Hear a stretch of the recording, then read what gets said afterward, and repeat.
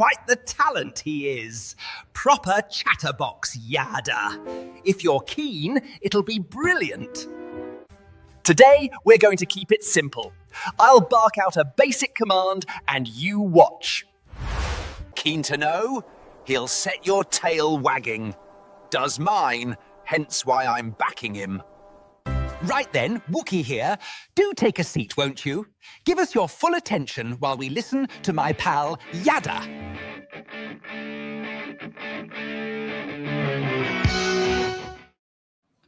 Well, this program's not on the basics. Our earlier program was, and our next one on Monday will be. But it's always good to hear from the Wook. I am particularly delighted to be, after all this time, to be backed by the Wook. You have no idea what a good endorsement that happens to be, even if he is to call me a chatterbox, which I guess is fair game under the circumstances. What do you all think about that? We have for his first appearance on our program, that's Mike Beate, the great fact checker of all the Yada Yahowah series. It is indeed a great pleasure to have you on this program. We've talked about it for a long time, Mike. And I have just to begin by saying I'm in your debt. You have been such a godsend to me, and as you know, I write very quickly. Most of the books that I write, I don't even have the opportunity to read through from beginning to end.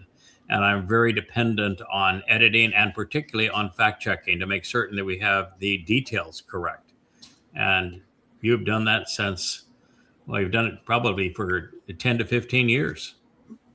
I officially started, I think, in 2019, but I was doing it before. I would send you emails if I found something interesting. Yes, and I think we first met all the way back in 2008.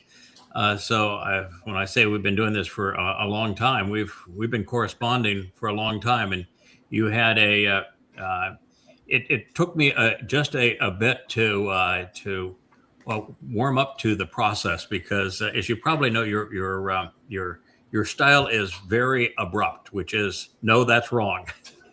Yeah, it is. You're saying, well, I'm an engineer, so that's why. Yeah, so that's why. And you're going, okay. And then when you understand the where you're coming from, then you warm right up to it and say, boy, it's so much better just to cut to the chase. That was wrong from this point of view, and we need to deal with it. And if it's misleading, let's get it corrected. So it's been such a benefit. And so many have benefited, not even knowing who you were, although I've mentioned your name many, many times. So thank you. All right. Thanks. Yeah. Good to be here. JB, life good? I can't complain. Good. And there you are, Dr. Jeff. You're at home today, so you're not going to run off to have to treat somebody. And I understand that the young lady we were concerned about that had meningitis, that she woke up and she's doing okay. Yes, she is. She came out of her coma. And so the doctors found the right antibiotic treatment? It was the right combination of antibiotics and steroids and timing. And the credit goes to the emergency room doctor who was up in Sholo in the corner of Arizona that had her flown to us by helicopter and got the more advanced care. Wow. So somebody that realized this is beyond what I can deal with, and this young lady deserves the opportunity to live, and brought her in. You're also doing old school doctoring, house calls with my wife, who is suffering from the worst form of toe rage I've seen in a long time. She was trying to save Wookie from a German Shepherd and did a crash and burn in the street here at the end of our driveway, and has badly torn up hands, a knee, and a toe that has seen better days. It has everything but skin left on it. Yeah. We got to get Leia feeling good and looking right. And yeah. She's feeling a little under the weather. The pain of all of that has worn her considerably. It's I guess we have lots of pain receptors in our feet so that we can stay up and we know what we're doing. But it has been really tough this past 5 days on her as she's trying to hobble around and get around with a really. I mean, it was a pretty gruesome injury. With all due respect to the HIPAA laws, it's a very bad laceration, and it's macerated, and it has the appearance of almost like a second-degree burn. So, the good news is that I did see it today. So did several of us that had seen it in its worst days, and it's now pink rather than bright red, and was not oozing to the same extent. So, I think we have seen tremendous progress over the last few days, but we won't talk about the gruesome nature of that accident. How you doing, my friend Captain Kirk? I'm doing all right. I have a great advantage. I have Sylvia as my nurse and Jeff is my on-call doctor. So, so you're in good shape. Now, you were, did you go for a test today, or what was the your day for? Monday I went for a test, a lot of good numbers, all that sort of thing. It's been 3 terrible days, but it does this, no matter what they tell you. But I'm not available, apparently. So it's been a tough recovery from the test, but the test was positive? Oh, no, that was just a blood test, and the doctor evaluated the PSA. Okay. So everything is good, but you still have up and down.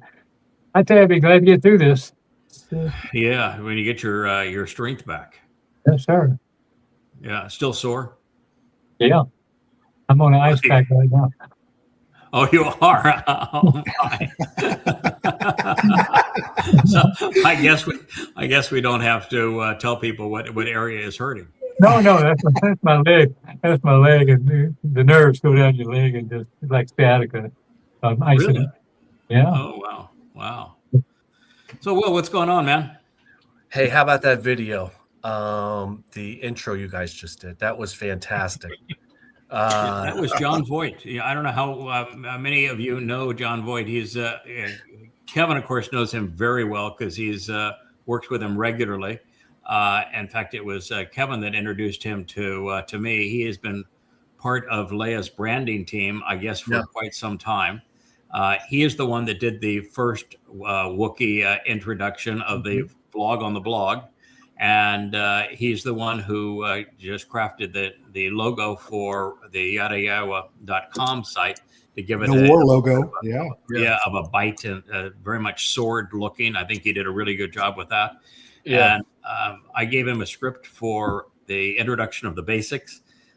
He rewrote the script a lot and made it very funny. And but it's funny with a message because there's just so much graphic detail in it. You could watch that thing and you could pick out 100 little clues that he has presented along the way, and the whole thing is just hilarious. And I like the fact that it's self-deprecating. It's the Wookiee is making fun of me is what he's doing, and I think that's a fine way to go. It's gonna get a laugh. It's really well done.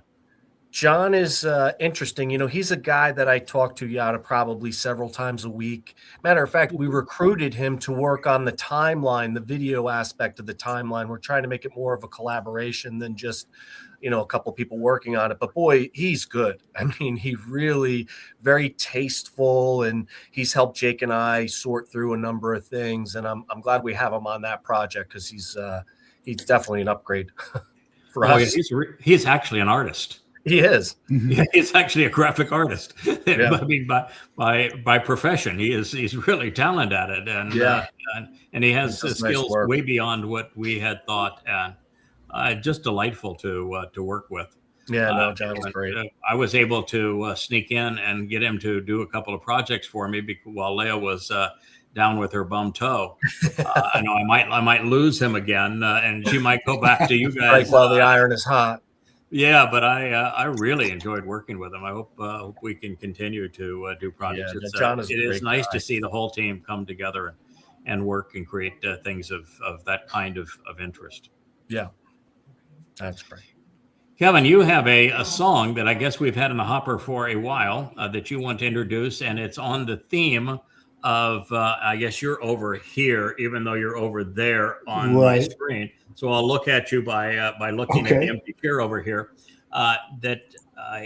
It's about a shepherdess, and the shepherdess fits into our narrative for two reasons. One is that Ruth, which is the long story, and we may talk about it a little bit after the song, but Ruth is not only the means that Yahowah used to introduce me to Leah, and it's quite a story, and Ruth's name means that she was a shepherdess, but also the whole story of the Amah and the productive mother who plays such a role in Dowd's life and in the life of the covenant family, and with Yahowah viewing his covenant children as sheep, the whole shepherdess concept also comes alive from that point as well.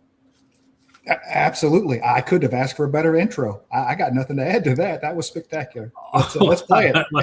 That wasn't my intent, but please augment. You hit Ruth, you hit Amah. I mean, that's what this video is about for sure. And we've been sitting on it for a while, but I'm really excited to get this out so people can see it. It's great music that goes along with it. Good, awesome visuals. What people may not know too is that when Leah creates a song, she'll write the lyrics of the song. She'll coordinate the vocals in the song, the instrumentation, and that sort of thing. And quite often she'll do much of the visuals behind it. And sometimes it's the team that does the visuals behind it. But even in something like the Wookiee introduction here, there's some form of magic. They haven't quite explained it, but they just say it's out for to Kevin doing transitions and this sort of thing. And until it comes back from Kevin, it's not usable. So you're the one that makes it all happen and look so seamless and professional when it's all done. It's literally nothing, but it's just one of those little finishing touches that I'm one of the few people that has the program that has a big bulk of those transitions, and so that's why it comes to me, because I have the most trannies, so they let me finish. So this is between when you're going from one scene to another, the scene swipe, rather than just being a blink from one to the other. It might be a swipe, a jump, a left to right, up, down, fade in, out, that sort of thing. All that, yeah, exactly. I think Leia calls it the trannies. The tranny. Yes. So you're the tranny guy. I do. I have the most trannies, so they let me take care of that. Excellent. So let's play this song. It's called The Shepherdess, correct? Shepherdess of Days. Yep. Here we go.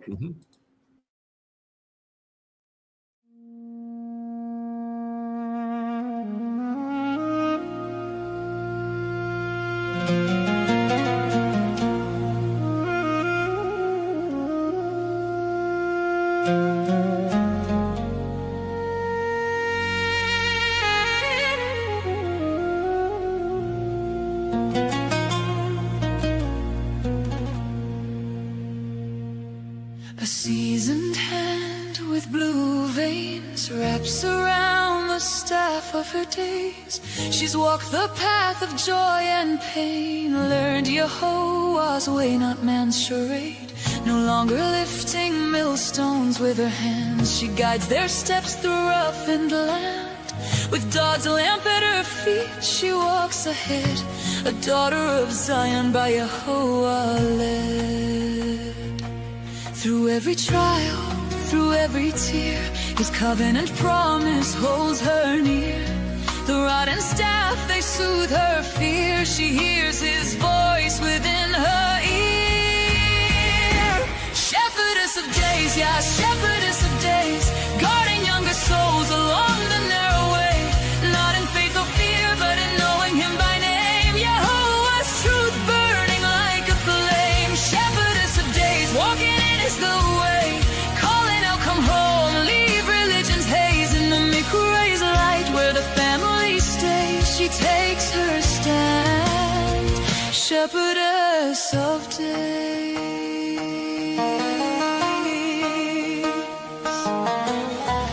Her delicate hands like maps marks of care, each line a story I has shared. From Pesach door to Matzah's bread, from Bikurim life to Shabuwah spread. She counts the days till Yah's return, where Dowd will reign and nations learn. She calls out in Yahowah's true name, strips off the masks of man-made shame.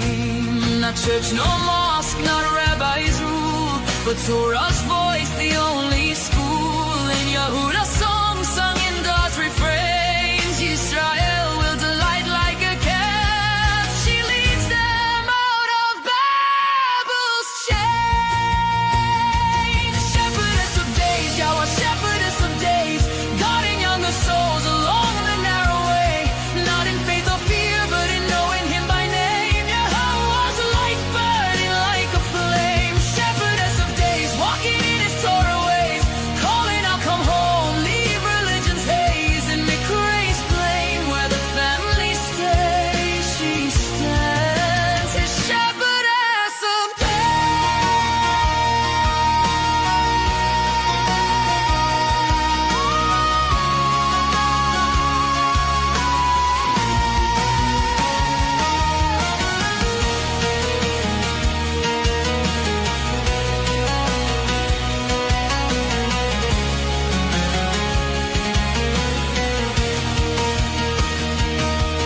In the voice of the moonlit breeze, she hears Yahowah through the tree.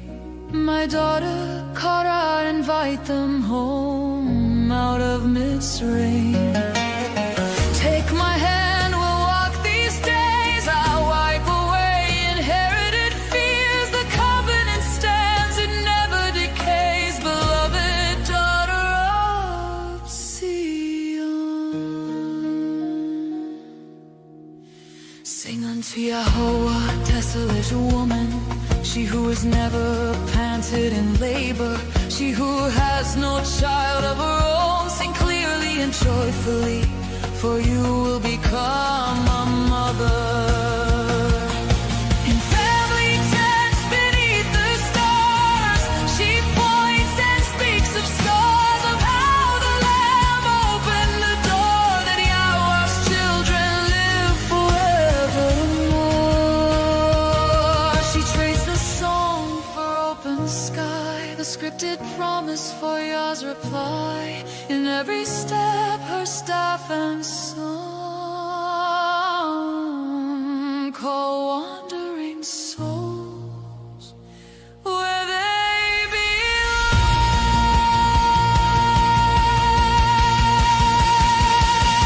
Shepherdess of days, Yah, shepherdess of days, guarding younger souls along the narrow way.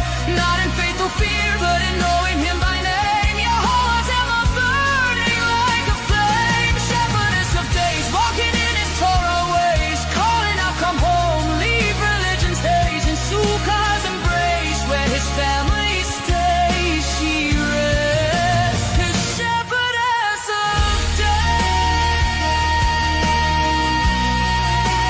Shepherdess of days. Yahweh, shepherdess of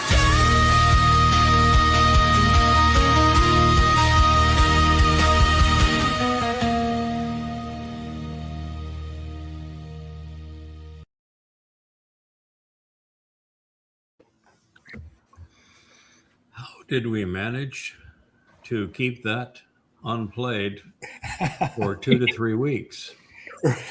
Hey, everybody loves a good power ballad, man. You know, I mean, Yeah. No, for sure. That is a power ballad. Mike, you're the newbie here. The theme of that song conveys a insight that is something that if you had mentioned to me 3 months ago, I would have said, nah, come on, can't be. But the theme of that song is the Shepherdess of Days has been here for a very long number of days, and that she has stood beside Dowd not once but twice, and that she will stand beside Dowd again, and that God managed to keep his people, his plan, and the pace that he wanted it to play out, working in coordination with his testimony by inserting people, souls, that he knew and could trust along the way. And it's as plain as the nose on our faces that this is what he has done. And yet I'm sure it's difficult to process, even when we recognize that it's obvious with Elia. We're told he was taken. We're told he's going to return. It's obvious with Dowd. We're told he's returning as king, as Elion, as the influence of Almighty God in our presence. And we know he fulfilled Pesach, Matzah, and Mekudim. That's 3, and I think there's 6. So why would God be limited to those 2? Why would he have taken Enoch if he wasn't going to deploy him, particularly when his name means he's going to be deployed? What was your reaction when you first heard that? Because I know when I first encountered it through the 31st Mashal, it was a gut punch to me. And I remember I went a full day before I could process it because of my understanding of time, and that no one can go back in time. I would destroy the whole fabric of the universe. So God had to have a way of being able to do this without ever going back in time. And when I finally figured it out, I was having lunch with Leah on the beach, and I said, "Oh my God, can't wait to get back to the office. I finally figured this out, how this works." Well, you what was think your reaction to it? The ultimate chess move of Yahowah. He created man with all this free will, and a lot really could go wrong. And that's how he maintains control. So it's almost like Yahowah and like 6 or 10 of his best people take on the world. Yeah, they do. Versus that, and that's all he has are those people, and he's able to manage it all with reinserting that whole process. And some of those people are great when they're great, and they're really not when they're not, and they have to have support. Yeah. And God doesn't let them hang. He likes these people that can be a little rough and trip and fall, so long as he can supply them with the support they need to get back up. You look at Moshe. Moshe did a complete crash and burn. And so did Dowd multiple times. And so he needs to have somebody that he can send in to lift them back up and help them with their lives. Yeah. I just thought it was the ultimate way for God to do as he wants, which is to communicate to us through people, allow us to have free will, not overly impose himself, and yet make certain that his people and his plan are supported. And it's been so difficult for God to find souls he could trust. And trust, we found out, is a lot more than just being observant. It's more than just thinking it through. It's more than responding. It's seeing it through. Got to have somebody that's going to get the job done and get it all the way to the finish line, that God can say, I can rely on that person. I've used them before. They did what needed to be done. What was your thought when you first heard that, Mike? Because we haven't been dealing with this very long. No, it's fascinating. My question is, how come, do souls not remember? Like, from Enoch to, like, they took Enoch, right? So if you were Enoch in the past, wouldn't you remember that? Not necessarily. When God puts in a soul, particularly when that soul is born the old-fashioned way, he knows that the characteristics of that soul, the personality of that soul, he knows that. He knows what the attributes of that soul are going to be.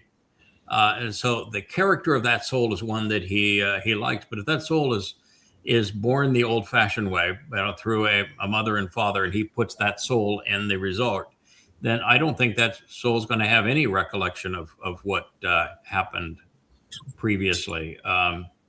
He just knows that that's somebody that he can trust that is going to figure it out and come to know him.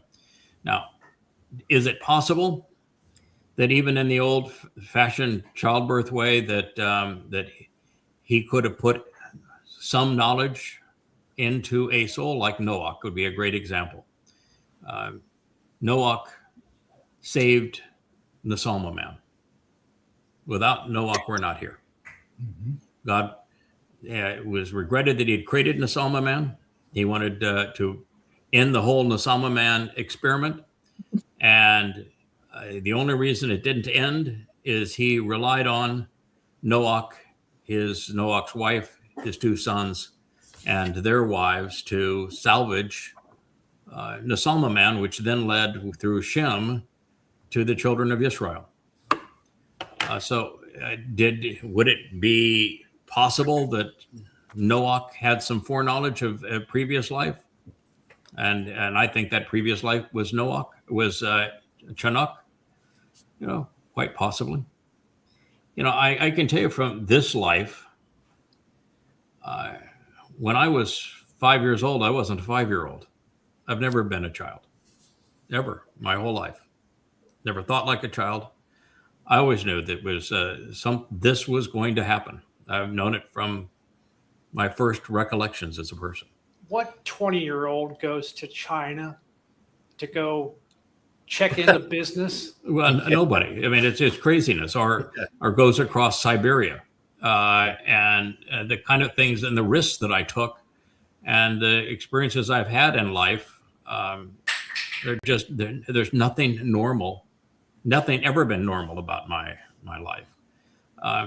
And I know that as we pull back the layers of what we're learning now, so much of it becomes so vivid. But I think God's in a position, Mike, in this regard, because what your question really is are you born with the knowledge of that last experience or brought into the world? And I think, for example, when we come back as the witnesses, we'll remember every nuance of what we experienced in Shamaim. Is that it has to be a blend of both, or he's manipulating the system too strongly. If, for example, I was born and I had really crappy parents, I was born into this world, kind of a Dowdian situation, really, really crappy parents. And if I was born in a situation and I had full knowledge of all of those prior lives, that would have made quite the fuss when I was a young boy. And it would have put us in a situation where none of what we have learned and grown together and come to understand, none of that would have ever happened. And God couldn't have the satisfaction of knowing, that soul that I picked, that soul is he's solid. He has the attributes and the attitude that I'm certain he'll figure it out. I can trust him to figure it out. He's done it before. He'll do it again. He'll figure it out. He'll stick with it. And I think that's enormously satisfying to God to know that the message that he wrote, that we would come to understand and we'd be able to apply it. Yep. So it's the best answer I have at this point. So Miss Leah has a contribution. You can probably only hear my voice. I do think that while you're correct, I've always called myself an atheist, not really adhering to that religion very well, because I'd always known somehow there was a God. Just didn't know who that was or where it was or what it was about. I think the answer to your question is no, I don't remember. I don't remember anything. And that was my first thing. Well, why wouldn't I remember? Well, that's because you're getting new hardware, pal. You're getting a new brain. You're getting a new body. Well, I think the only thing that really crosses over is probably the personality. Yeah, the operating system. The operating system, the software. Yeah, Let's call it software, okay? For us nerds out there. I like to talk nerd. The software operating system is reliable. The hardware can change. But I think the fact that we're tenacious, that we both don't respect authority, that we both prize accuracy and honesty and ethics and morals. That's our operating system. The fact that we're not afraid of really bad people. That's our operating system. That's also part of our life experience.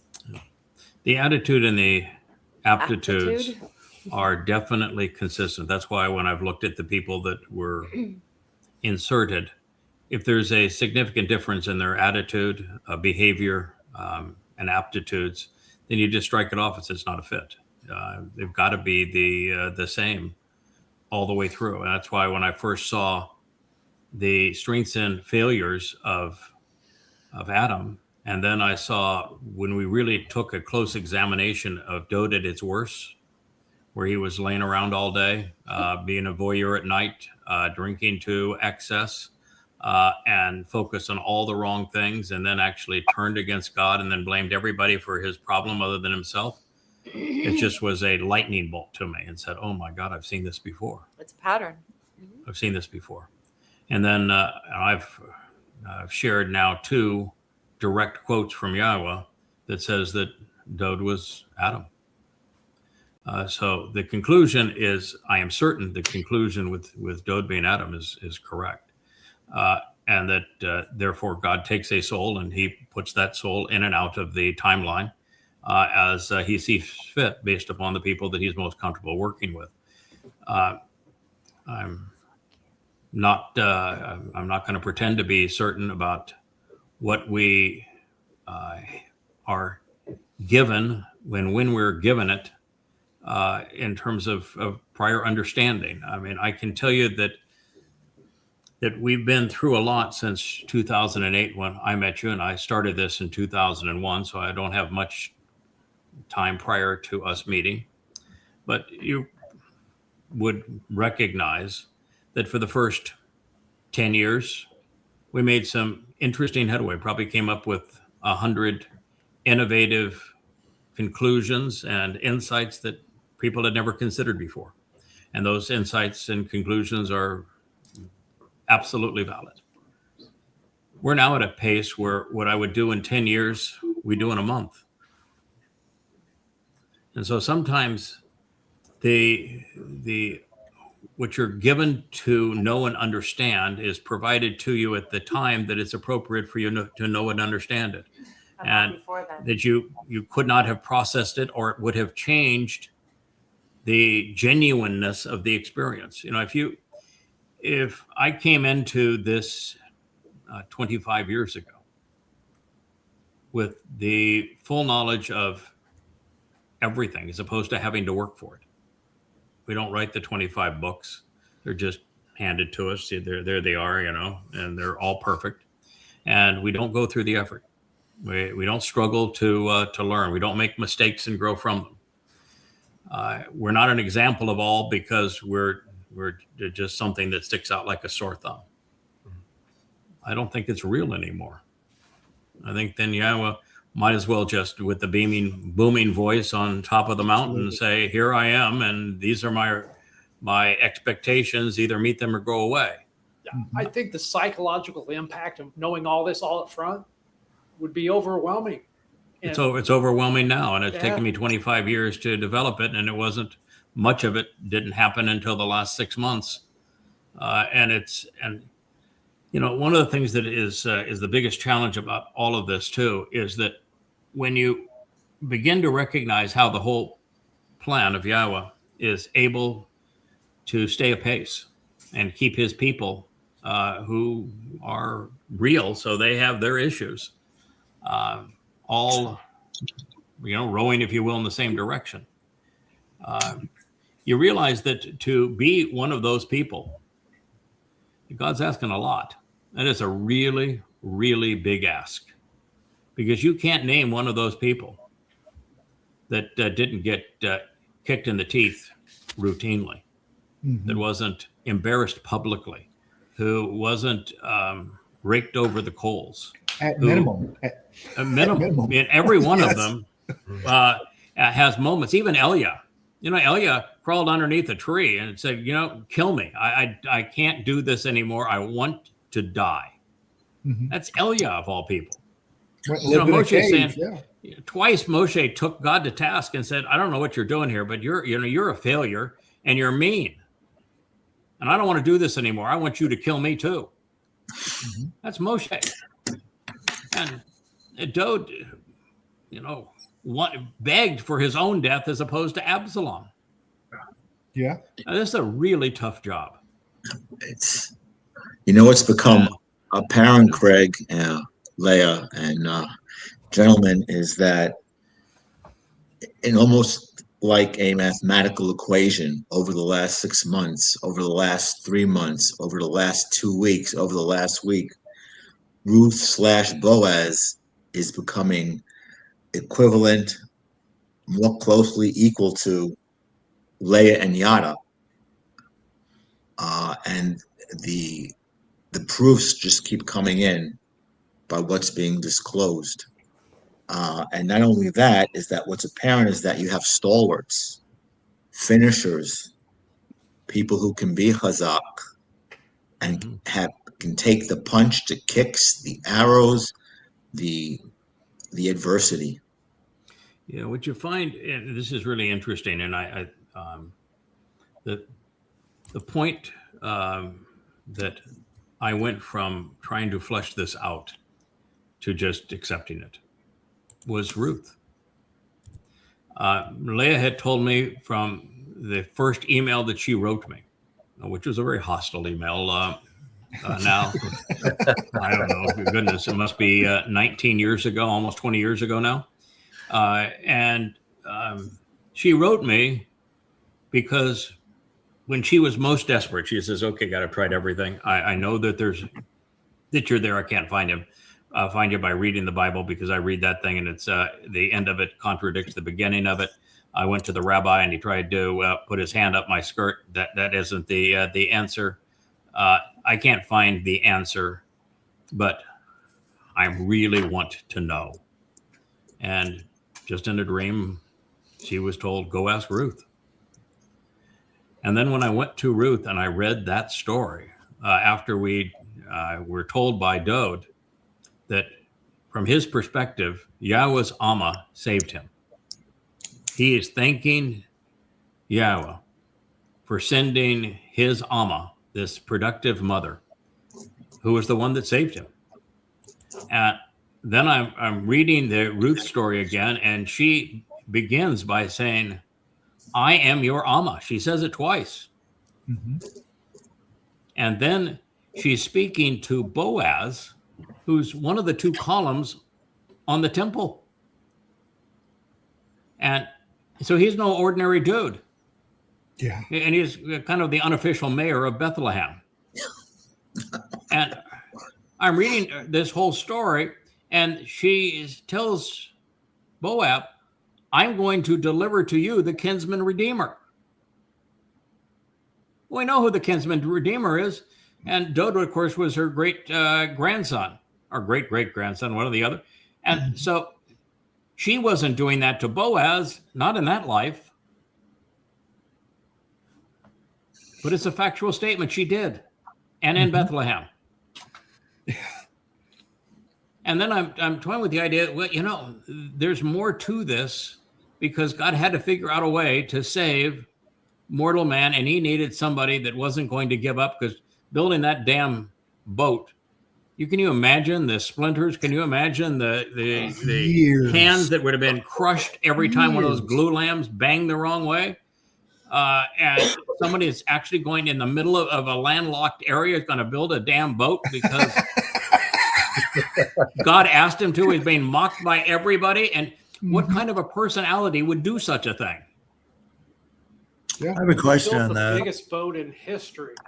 And then you read God's salutation to that story, how that story is emblematic of the covenant and the ark of the covenant.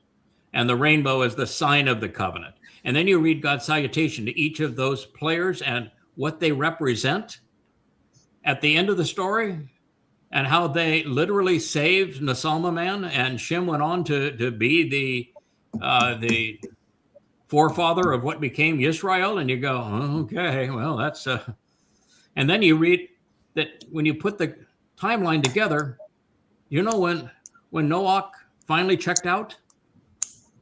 Yeah, Isaac and Abraham on Mount Moriah. Absolutely.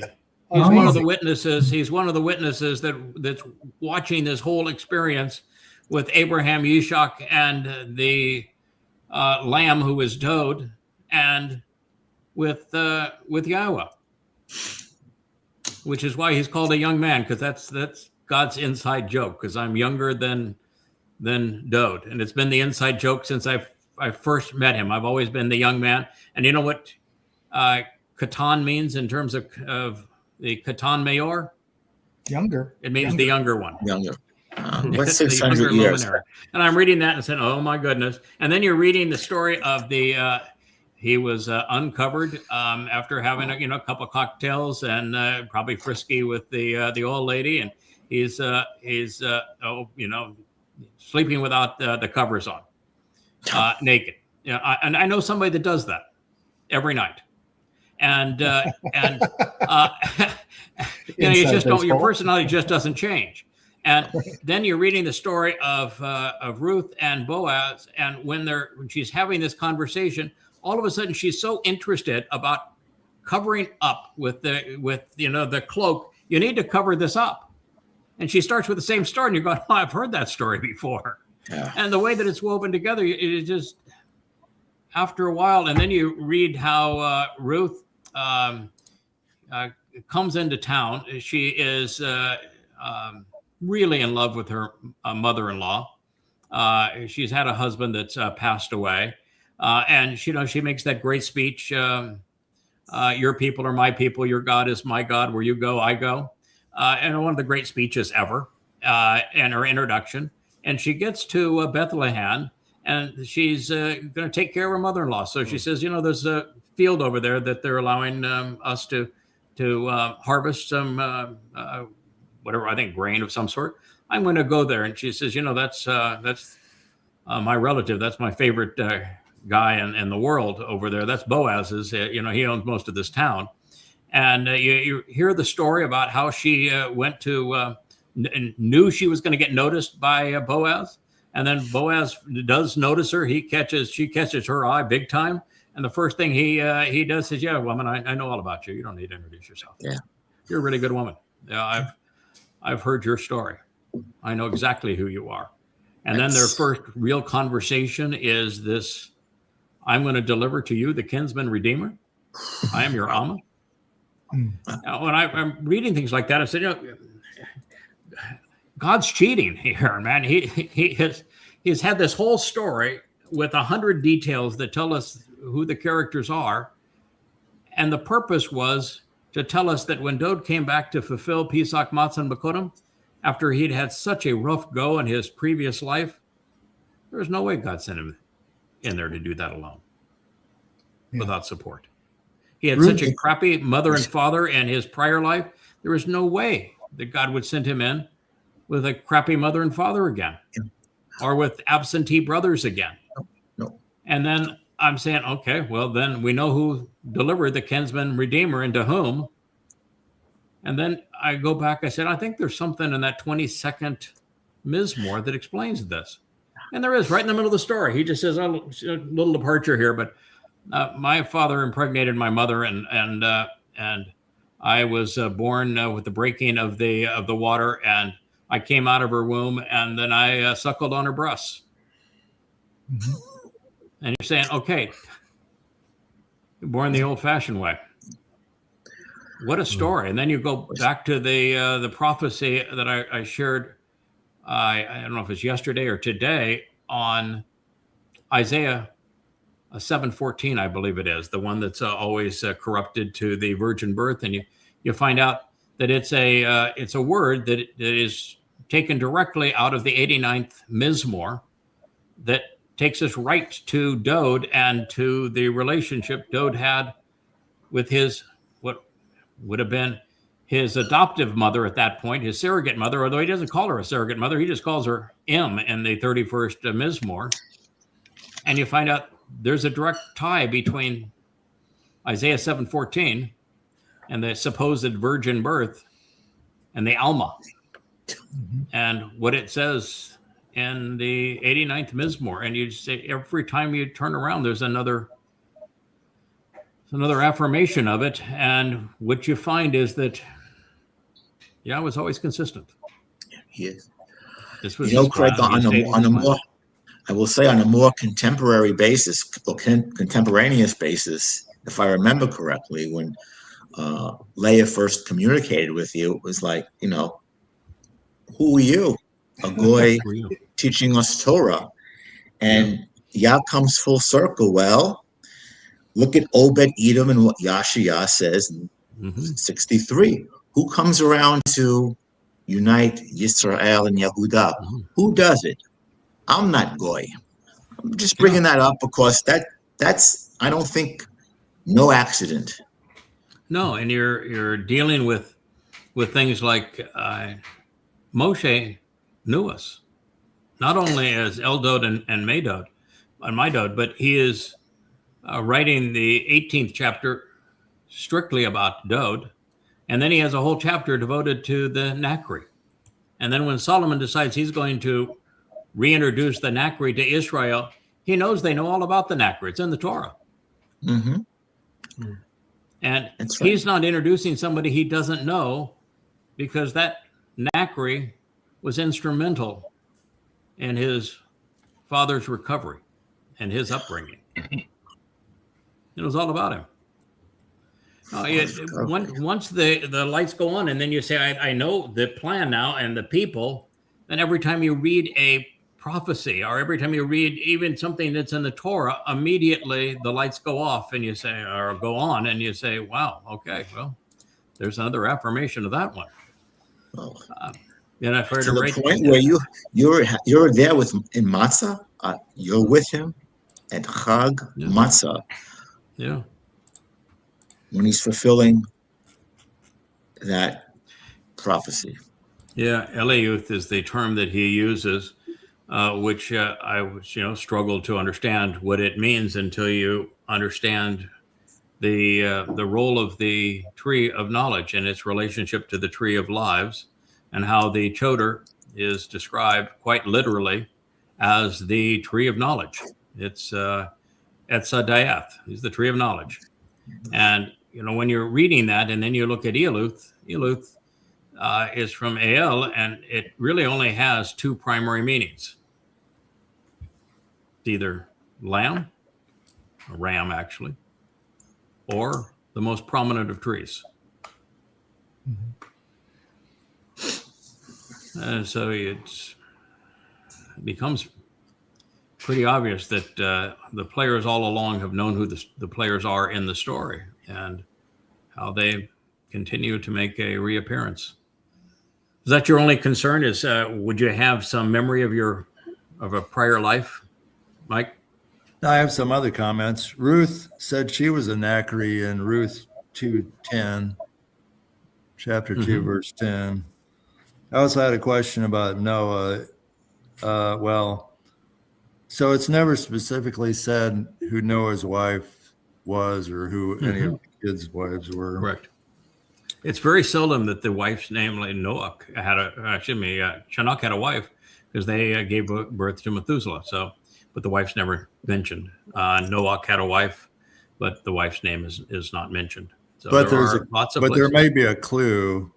So the sister of usually it doesn't mention women much at all. So the sister of Tubal-Cain was named Naamah. So it's always been postulated that Naamah was Noah's wife. Tubal-Cain was a metallurgist, so that would have been handy.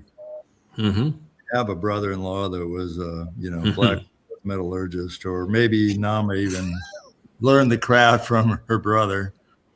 Hey, did you hear the story that was just reported? I think it was yesterday, the day before, in Israel, up north in the coast of the coast of Israel. They found a shipwreck from the 10th century, 11th century BCE, 9th century, and 8th century BCE. So Dowd's time and right after Dowd. And the thing that was so interesting about the shipwreck is that no one understood at the time how iron, which was the most valuable commodity during that time, how it was distributed. And what they found is that if you take iron all the way to the final point where you made a billet of it, and you took it by sea, which is the primary means of transportation, it rusted and pitted and rotted, and it wasn't very useful. But if you don't take the iron all the way to the point where you're the final firing and you pound it all out, and you leave it in this this kind of a pillowish state, that it's self-protecting, and you find that the iron, from a metallurgy point of view, is still fresh and malleable and usable.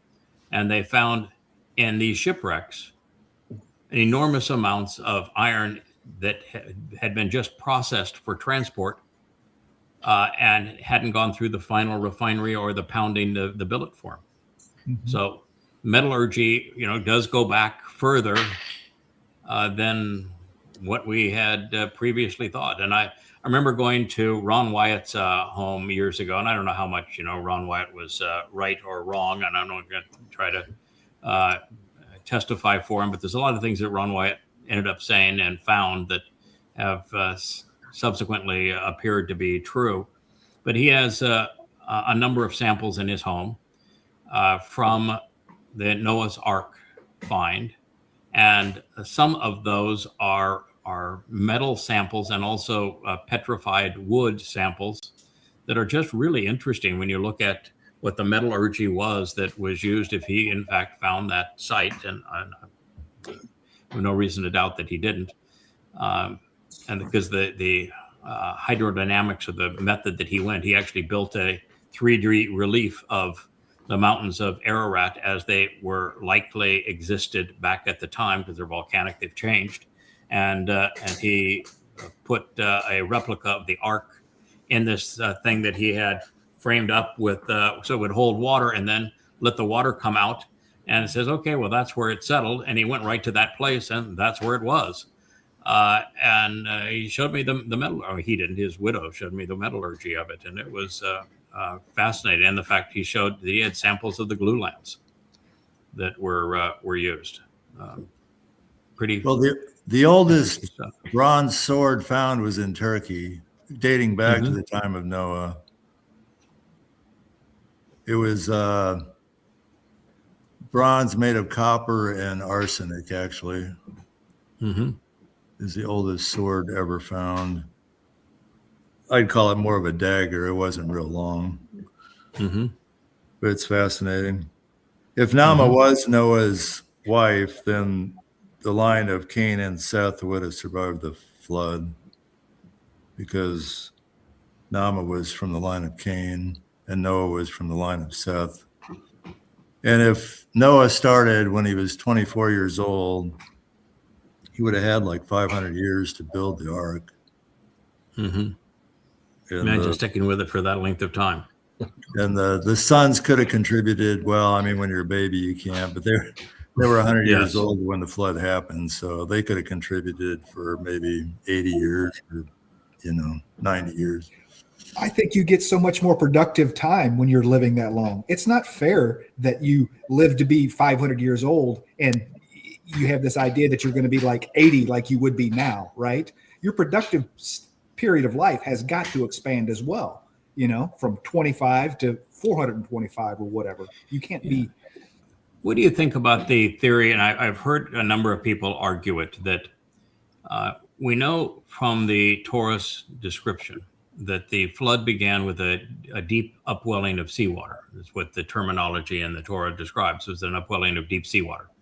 And then we find the Berkel impact crater dating to about that period in the precise location where we find sediment from the ocean going all the way up through Mesopotamia. And we find that the Black Sea rose 500 feet and at that period changed from fresh water to salt water, and that the Bosporus Straits were blown out at that time. And we now know from Ballard that there were early civilizations, quite advanced civilizations, that were around the shores of the Black Sea that were all inundated by that, which would have been Nasalma man.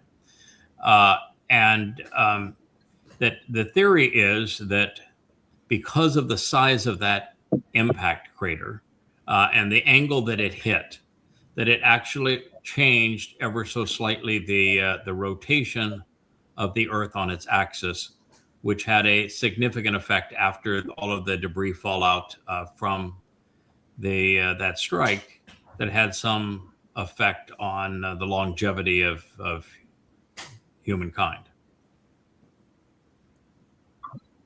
That's tough. That's What do you tough think? because a day's a day. We measure a day from sun up to or sundown to sundown the next day. And so if you get more sunlight, then of course your year's going to be longer, but that doesn't mean your measurement of living 500 years is longer, right? You've just had more time in that. More water vapor in the air would preclude some of the cosmic ray and the decay of our bodies. I haven't gone into the physics of it, but the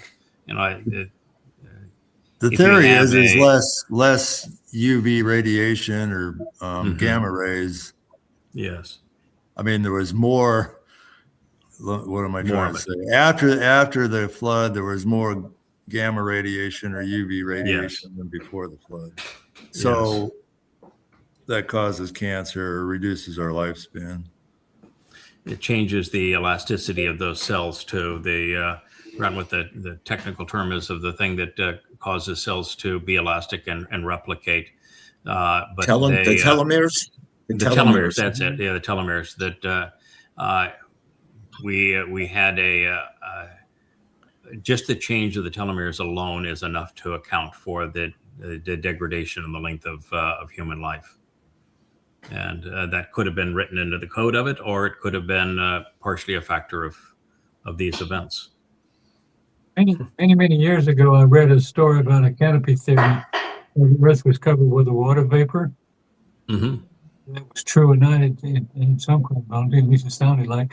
Is that what would happen if we live 1,000 years now? Later, it's going to be, this Earth will be protected some way like that? Yeah, it could well be. I've spent a fair amount of trips back and forth to the petrified forest that you find in New Mexico and places like that when you're driving through. And it's interesting that in the largest petrified logs, there are no tree rings, which the tree rings are indication of wet years versus dry years and the thickness of it and that sort of thing. But there weren't indications of tree rings, which means that we could have had a water canopy that may have made it possible. For example, why were dinosaurs so large? What enabled them to grow to that size? What was different in our climate back there? And why was the area around the Arctic, why did it have tropical fauna and flora? Because that's what we find in the stomachs and the mouths and the samples around the animals that passed away back there at that time. It was tropical. So we clearly had a water vapor of some kind shield that protected us from cosmic rays and also made the Earth more moderate and somehow elongated life, made it possible to be that size. And you can't be that size anymore. That just the environment won't allow it. Is there also DNA degradation over time? Yes. Yeah, I think that's very true. That when you look at the history of the human genome as we have, we're less healthy. We are, as a species, we are deteriorating, and what you would expect of really every species, because 99% of gene mutations are negative. So entropy. And when I've seen some statistics too in terms of the fertility of men and the ability to impregnate women, it's hugely down from what it was. Men are hardly men today. We've had some really significant degradation in the human genome. The ultimate example, I guess, of that would be Donald Trump, but I'm sure there are other examples. What? what you're saying, Craig, about the men testosterone levels have gone down dramatically in the last century to century and a half, and there's almost a linear correlation with the introduction of chemicals, fertilizer, and the obsessive use of seed oils, which have multiple, have bonds which oxidize and age us very rapidly. There is a correlation, and that also correlates with heart disease, diabetic syndrome. I mean, it might be hard to believe, but at the beginning of the 20th century, coronary artery disease, heart attacks, was a very rare disease. Cardiologists were a very rare breed. And what Mike Now is it's the number saying, one cause of death. yeah, now it is. Yeah, what Mike is saying is the events that occurred, the change in the atmosphere is, the gamma rays with a very high energy, short frequency light that does cause, that can cause malignancy. And then with each cellular replication, our telomeres actually shorten. Yes. And it has gotten to the point now it's so short that we are, as a species, we are degrading rapidly. So, JB, as you were first exposed to this, and I don't expect anyone to say, "Well, yeah, what a great theory," but because it was a lot for me to process, and I am now in a position where I've never been before, which is that previously you would translate something, you'd think about it, and over time you would develop an understanding of what you were processing. And starting about a year ago, something changed where I was actually seeing things before I would find the verification of them, and then I'd be led to the verification of them and work out the what God was trying to say. It's just like, okay, you done a nice job up to this point, but we've got to hurry it along, and so I'm going to accelerate the pace that you're going to discover these things. But this idea that we came into with the 31st Mashal, that Dowd had a mother and she had a husband, and they're the ones who tried to get his head screwed back on right. And then where that goes with Leah, the Leah of who said that she is the Asherah and what that meant, and then which is how that psalm ends, and that she's referred to as this very special mother of Dowd with her husband making this recovery for the son who is the king, and what that led to. What was your reaction, JB? For me, I'd say I am very grateful I found Yahowah when I did, and I went on this journey this whole time. Yes. Because if I came along now, I would probably have a lot different reaction than I do, because I've been reading this for so long, studying it, verifying your translations and all that, to the point where I pretty much trust you. I still verify everything I can, but my initial reaction was, that's interesting. Let me go look at it. Yeah. But like I said, I'm glad I came along when I did, because if I didn't have that experience and I came in and started listening to some of this, I'd be like, this guy's off his rocker. That's exactly why I said I wanted to pull away from social media and just focus on the core family that we're going to take into the millennial celebration of Sukkah, because the pace that we're discovering things now is such that these kinds of things are not going to resonate with the average person, and we don't have enough time left to get somebody up to pace such to the point that God's going to trust them to be part of the Shabuwah harvest at this point. So there's no point in continuing in those venues, and our responsibility is now, let's complete the library, let's complete the story, let's get our key team and family up to pace, and that group, there's an advantage. That's why I'm going through this. Is the most difficult thing that I've come across in terms of sharing. Even though it's obvious with Dowd that it was true, And therefore, if he did it with Dowd and he's doing it with Elia, the likelihood he's doing it with other people is very high. And then the evidence is significant. So it really shouldn't be a shock to the system, but I know that it is. And your point was my concern at the time. It's I'm not very good at keeping secrets. I've validated this now, but you share this, and it's really going to spin some heads. And at this point, we have to recognize that what we're sharing is not for everybody anymore. But you made a very wise. You made a very wise executive decision several days ago, and decided, starting with the Mikra, we're going to go back and we're going to reinforce the basics.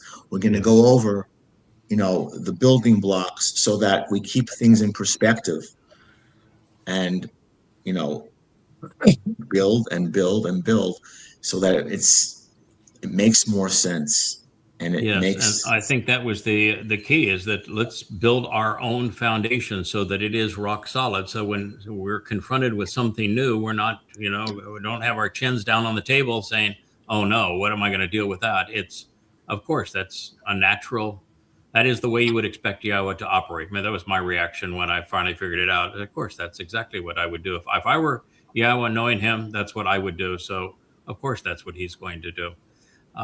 And I will tell you that even in these basics presentations, for example, as I was going through Shabuwah yesterday and prepping for those shows, which will be 6, 7, 8 shows. It's a lot of material to go through on Shabuwah. I was told by Perry, who has looked at every question and every answer that exists on the Ask Yada, which is actually Ask the AI Assistant, questions, that the most often asked question was on who are those 8 people that are mentioned regarding Shabuwah, Teruah, and Kippurim, and actually Sukkah. Who are those 8 people? And so I said, well, I think I'd probably better go back and translate that whole section again and think it through. And so I'm only doing this for the basics because that's what the program's all about. And I came across one of the most riveting prophecies I've encountered so far. I haven't shared it with only with 2 people at this point, but it's riveting what it has to say. And so you'd say, how in the world did God come up with that? All those many years ago. It was 3,500 years ago that he wrote that. How did he do that? So all of a sudden you're going to keep a secret? Well, no, it's not. It's just a teaser. A teaser. Yes. I've actually. You got to listen to the next show. Yeah, it's in my Shabuwah. In fact, I've actually sent it to you. You guys could actually find it if you really hunted for it. But because I think I sent you, each of you, the Shabuwah notes, just in case we did a show on Shabuwah and you wanted to prep for that show. It's in there. It's in that Shabuwah notes, because and it's now I'm giving you a real clue. It's also in the preliminary discussion leading up to who those 8 people are, and so it's oh boy, it's blow your mind kind of thing. So anyway, JB, I'm with you on that. That was my same reaction. Is that, and my other part of the reaction was and after I read Ruth, I was that was it for me. I said, okay, I get it. And then I read the affirmations of Dowd, and I said, okay, I'm not going to argue with this. And it felt just so natural to me after the whole 31st Mizmowr, the 51st Psalm, the 31st Mashal proverb, and then the 51st Psalm, and then the whole story of Ethan Hajraki, what his name means, and how you can trace that personality back. And so I became convinced, but then I realized that, and I had a conversation with God. I said, this is not going to go over well. God, I get it. I'm pleased with it. I get your story. And oh, by the way, it's a damn big ask. You've put me in a lot of very difficult positions so far. And I know you're confident we're going to see this one through, but it's a really big ask. I know your give is huge, but you're asking a lot.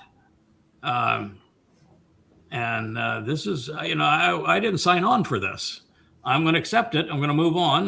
We're going to finish this, get this thing through. But I knew this was going to be a difficult thing. And then the thought came to my mind, and it's been prevalent for the last couple of days, is we actually have gone through the Ask Yada log. And what we found is that there are 99% of the use has been great questions, smart people.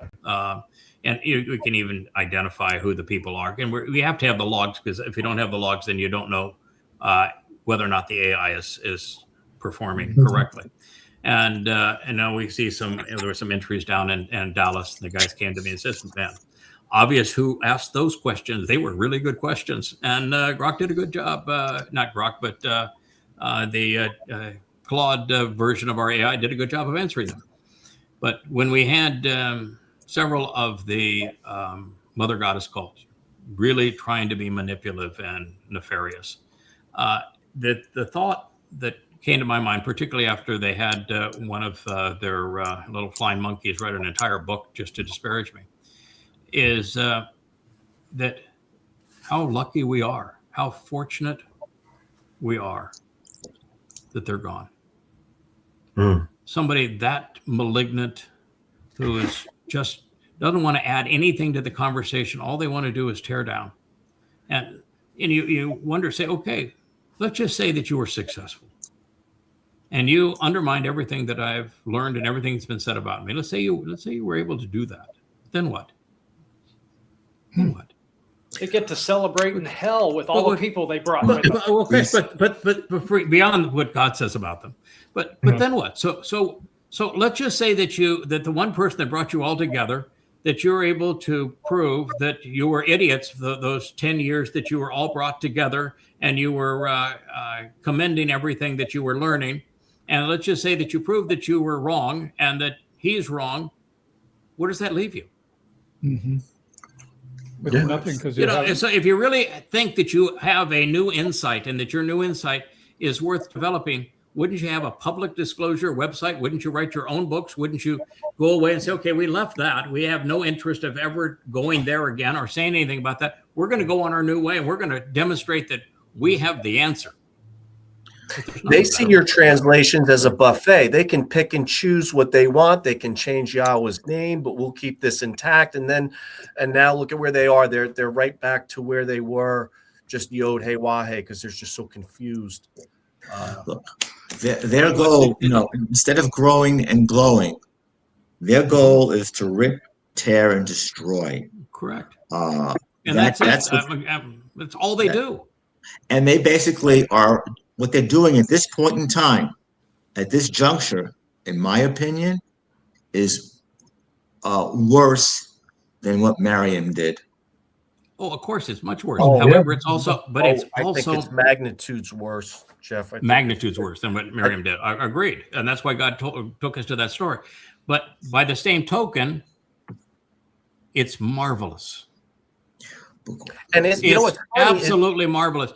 God now has a filter to say you're gone, and we're not going to be bothered by people that could be that malignant. Yeah, this all started. My position. I'm sorry. This all started with Leah, and I know that you called them flying monkeys, and they actually early on attacked Jake, and they were just saying extremely vile things about you, but in particular about Leah. And I just have been thinking this last week. I just think it's great that Leah stands as a living rebuke. This is Yahowah's response to what they said about her. No. This is how he answered them. This is who Leah is to me. Yes. Yeah, I think the timing of letting them go and make, just like Miriam did, she wanted to use Moshe's wife as the needle to turn the people against him. And that was her approach. And of course, God didn't even respond to that. He just went directly to, no, you're not. But when they took that approach, and then God comes out and he has this whole story about the Amah and being Asherah, Ashar, and being Ruth, it completely exonerates Leah. She didn't need exoneration, but what a wonderful, it's got, God said, I've got your back. Yeah. Talk about separating the wheat from the chaff. You talk about that. Yes. I mean, come on. Mm-hmm. All right, Captain Kirk, you've been together a long time. We've had a very frank relationship, very close relationship for a long time.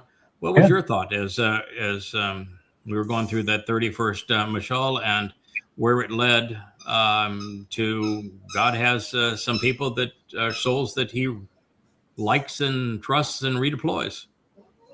Well, quick background, 20 years of studying theology, every book there was, and I still couldn't figure it out, and that was a pretty smart fellow through college and all, and so I know, and debater and everything, I know things that I know, and I know how to look up things. So all of a sudden I ran across you, and all of a sudden everything started making sense, and I put them all in order, and it's been almost 20 years now, and still making sense. Yeah, it's making sense. I know how to prove it. I was doing it today just for fun, and I checked everything you've been coming up with, and we say go where the words lead, no matter what, because it always turns out to be true. And so, but it doesn't disturb me. And I thought it disturb people. The only thing I thought is it might disturb so and so and so and so and so and so. Yes. They would go, oh my God, what are these trying to do? Yes. Yes. And then I keep one thought in mind. I've known you a long time. I gave thousands and thousands of dollars a month to all these people I used to be involved with in Christianity. Nothing I wouldn't do. You ain't asked me for a dime yet. No. I mean, no. And it cost me a lot of money. So, but not to you. So come on, if there's something you're getting out of this besides this wonderful relationship with Yahowah, I don't know what it is. Well, I get the wonderful relationship with you guys. Well, that's true. No, but and, I have an arranged marriage because evidently I made cut a deal with Yahowah saying, I'll do this, but I want her to come back with me. Well, you're right. There are some perks that when I say, God, that's a big ask. You're putting us back in this position now, and and you come back and you say, yeah, but young man, look what the dividends are, and didn't I give you a great team? You're well supported. You're in a beautiful place. You couldn't be in a finer situation. So it's you're gonna see it through, and it's gonna be great. And I think the issue is, and Dr. Jeff, maybe you're in the worst or best position to have an appreciation of this. The thing that changed my mindset on all of this, as I began to have an appreciation of how meaningless the body was. And I became to have that when I realized that when Dowd had volunteered, he was sort of coerced, but he was talked into it and agreed with it, that he should serve as the Passover lamb. And that's not human sacrifice because the body is disposable. God can give us a new body at any moment and a much better body. And there's going to be times we're going to have our souls go in and out of all different types of energy-based systems and physical bodies of our choosing. We're literally going to be able to talk matter into a situation that pleases us. Once you realize that the soul, the nefesh, is not something that even can be explained within our frame of reference, which is 3 dimensions. It has no mass and it has no energy that we are able to measure, and yet it is essential to life, and it is absolutely separate from the physical body, and yet the physical body can't live without it. And so what is it? And once you get a better feeling of how the soul is the sole repository of our aptitudes, our attitudes, our personalities, and all of these kinds of things are enveloped in our soul, and that the body is a meaningless vessel for the soul and easily manipulated and replaced, then the whole thing begins to make a lot more sense. How God can take a soul and plug that soul into a period of time any way he wishes to do it, and bring that soul back to Shamayim and redeploy the soul when it needs to be, when that particular personality and attitude and aptitudes are right for the next situation. So the understanding of a soul made a big difference for me. Now, you're a medical doctor. What do you think about that? Am I making too big a deal of the difference between a nefesh and a bashar? Or not at all. What you just did actually quite eloquently is explain the reason why souls are eternal and live in perpetuity, and why bodies are not, and why a body can be replaced. The soul doesn't follow E equals MC squared, as you were saying. Yeah, it cannot be quantified. It's hard.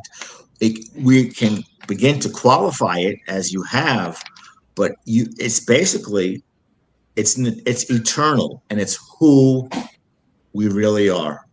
Mm-hmm. This covering, just what we're about, although it's a wonderful design when you think about how it's created, mm-hmm. even for the transient time that we're here, mm-hmm. it's all about the soul, which is eternal. And that's why, when we've spoken over the years, knowing Yah, knowing Torah, that's the ultimate Rafeh, healer, because that provides eternal life. Someone like me, it's sort of like, a mechanic who's been given a certain set of skills, mm-hmm. to deal with the transient flesh. Yeah, the physical body, yeah. There's doctors of souls and doctors of flesh. No. Very different things. By the way, all souls are not eternal. Most souls are not. They're mortal. But a soul can be eternal when a physical body cannot be. Thank you. The beauty of a soul, because it has no mass, a soul can transition this universe. You can see the entire universe as a soul with no mass, but you would never be able to do that with a body. So your soul has to be free of your body for this universe to have any value to anyone. And thank you for bringing that up. To leave the third and to go into the fourth, fifth, sixth, and seventh dimension, you have to be transitioning those dimensions with a soul without mass, enveloped in energy for that to occur, or it is physically impossible. Speaking about fundaments, which we learned from you, is that there are three destinations, for potential destinations for the soul. Yes. One of our very first discoveries. Which is very almost profound. 25 years ago. Mm-hmm. That's correct. That's correct. So you were my guess is you didn't have much of an issue with the Yah's plan of redeploying souls, because a soul is something that he can't. There's souls that Yah was going to cherish forever, that he's come to trust. He's gone through his evaluation period. He says, "I trust you, and I want to spend more time with you, and we're going to do stuff together. We're going to be deployed doing stuff with Yahowah forever." So. It seemed very natural to me. It sounds like it sounds pretty natural to you. Trust, from everything that I understand and know and what I'm learning, trust and rely on Yah's word, and just the level of understanding and beyond just making the connections now is like you said, beyond exponential. But if I can convey, and now it's a late date, and I've told you this for many years, if they can just introduce somebody to Yah and introduce somebody to your work, and they can take the, no pun intended, the bull by the horns, that's potentially eternal life. Mm-hmm. That's real healing. That's real doctoring, in my opinion. Mm-hmm. And I would say that even though we're at a late date now for somebody to come up in speed and demonstrate to Yahowah they're trustworthy, should be trusted to go beyond the three dimensions of our planet, those that there is an element of this, because all of us are here because we heard or saw something that piqued our curiosity, and it brought us here, and then we pursued that until the point we could wrap our heads around it and understand it. That anybody that is in that position now is really ideally positioned for us when we return. They'll be all ears wanting to know more. And there'll be an ideal candidate either for the Teruah gleaning or for the ultimate purging of that mortal remnant for Sukkah on Teruah. So I think there is tremendous value in us saying something that does resonate with people. But I think that the whole story is just so fatherly, so parental, so supportive when you consider it this way. Wouldn't if you had a favorite relationship and you're adopting that person into your family, wouldn't you want to just continue to enjoy working with them in all manner of situations and see how it all develops? Yeah, and God knows you're gonna succeed. He's already said so. And when I think of what Yahowah 63 is going to say, how it's going to happen, and what's going to happen, it's going to happen. Right. I want to challenge that just a little bit, and that God is really unhappy. God is really unhappy right now, and he is getting more and more unhappy. When you read things like Yahowah 13 or anything in Yoel, God's really angry with humanity, and so we obviously only succeed to a fairly minimal level because he says, I'm going to make humanity as rare as the golden Orifor. So we don't convince very many people. So you have to start with the realization that to be successful from God's point of view is to be doing what we're doing right now. To have a committed group of men and women who are working, who are learning, who are loving Yah, and are committed to seeing it through. From God's point of view, this is success. And when you read how the best characters in his story struggled through their lives, and most of them gave up at one point or another, just finishing the job is success. Just finishing the job. It'll be so rare to finish the job. Yeah. So, Will, when you first heard this, I just think this is such an interesting topic to talk about how Yahowah has intervened all the way through the process. What are your thoughts? Yeah, I mean, I thought that's, again, it's, it is the ultimate chess move. Yahowah gives, there's a lot of freedom, a lot of free will out there, and that's a lot that can go wrong. And he's trying to get something very specific done. So it's just fascinating that it seems like that was his solution. That's how he deals with it. That's his little edge that he has. Yahowah has a real sense of fairness and gamesmanship. But this is what he kind of held this back for himself. As long as he had the people that he could work with of his choosing, he can go with that. He doesn't need an army of people. He needs a handful, a few good men and women that he can really trust. And I think one time you said Yahowah's looking for sort of rough and tumble people who are willing to take a stand. I mean, it's just, that's the rough outline of what he's looking for. Just I'm in sales, and we call it getting it done or make it happen. I mean, there are just some people who just make things happen. You would have been one of those people, Yada, because you brought companies public. So as a CEO with a lot of executive function, you have a lot of responsibility, and you obviously were very good at that. But I grew up as a salesman. That was my career, and I was crappy at it, and so I had to invent a different way to sell because I didn't have the personality for it. Yeah, and so I did essentially was I figured out by talking to people what they needed, not so much what they wanted, what they needed, and then I figured out how to provide to them what they needed. And if you're providing to people what they need and you're explaining to them, I've surveyed your situation, I cared a lot about your situation, I've thought it through, I've examined it, And I think this is what you need to be successful. And I'm here to provide that for you. Yeah.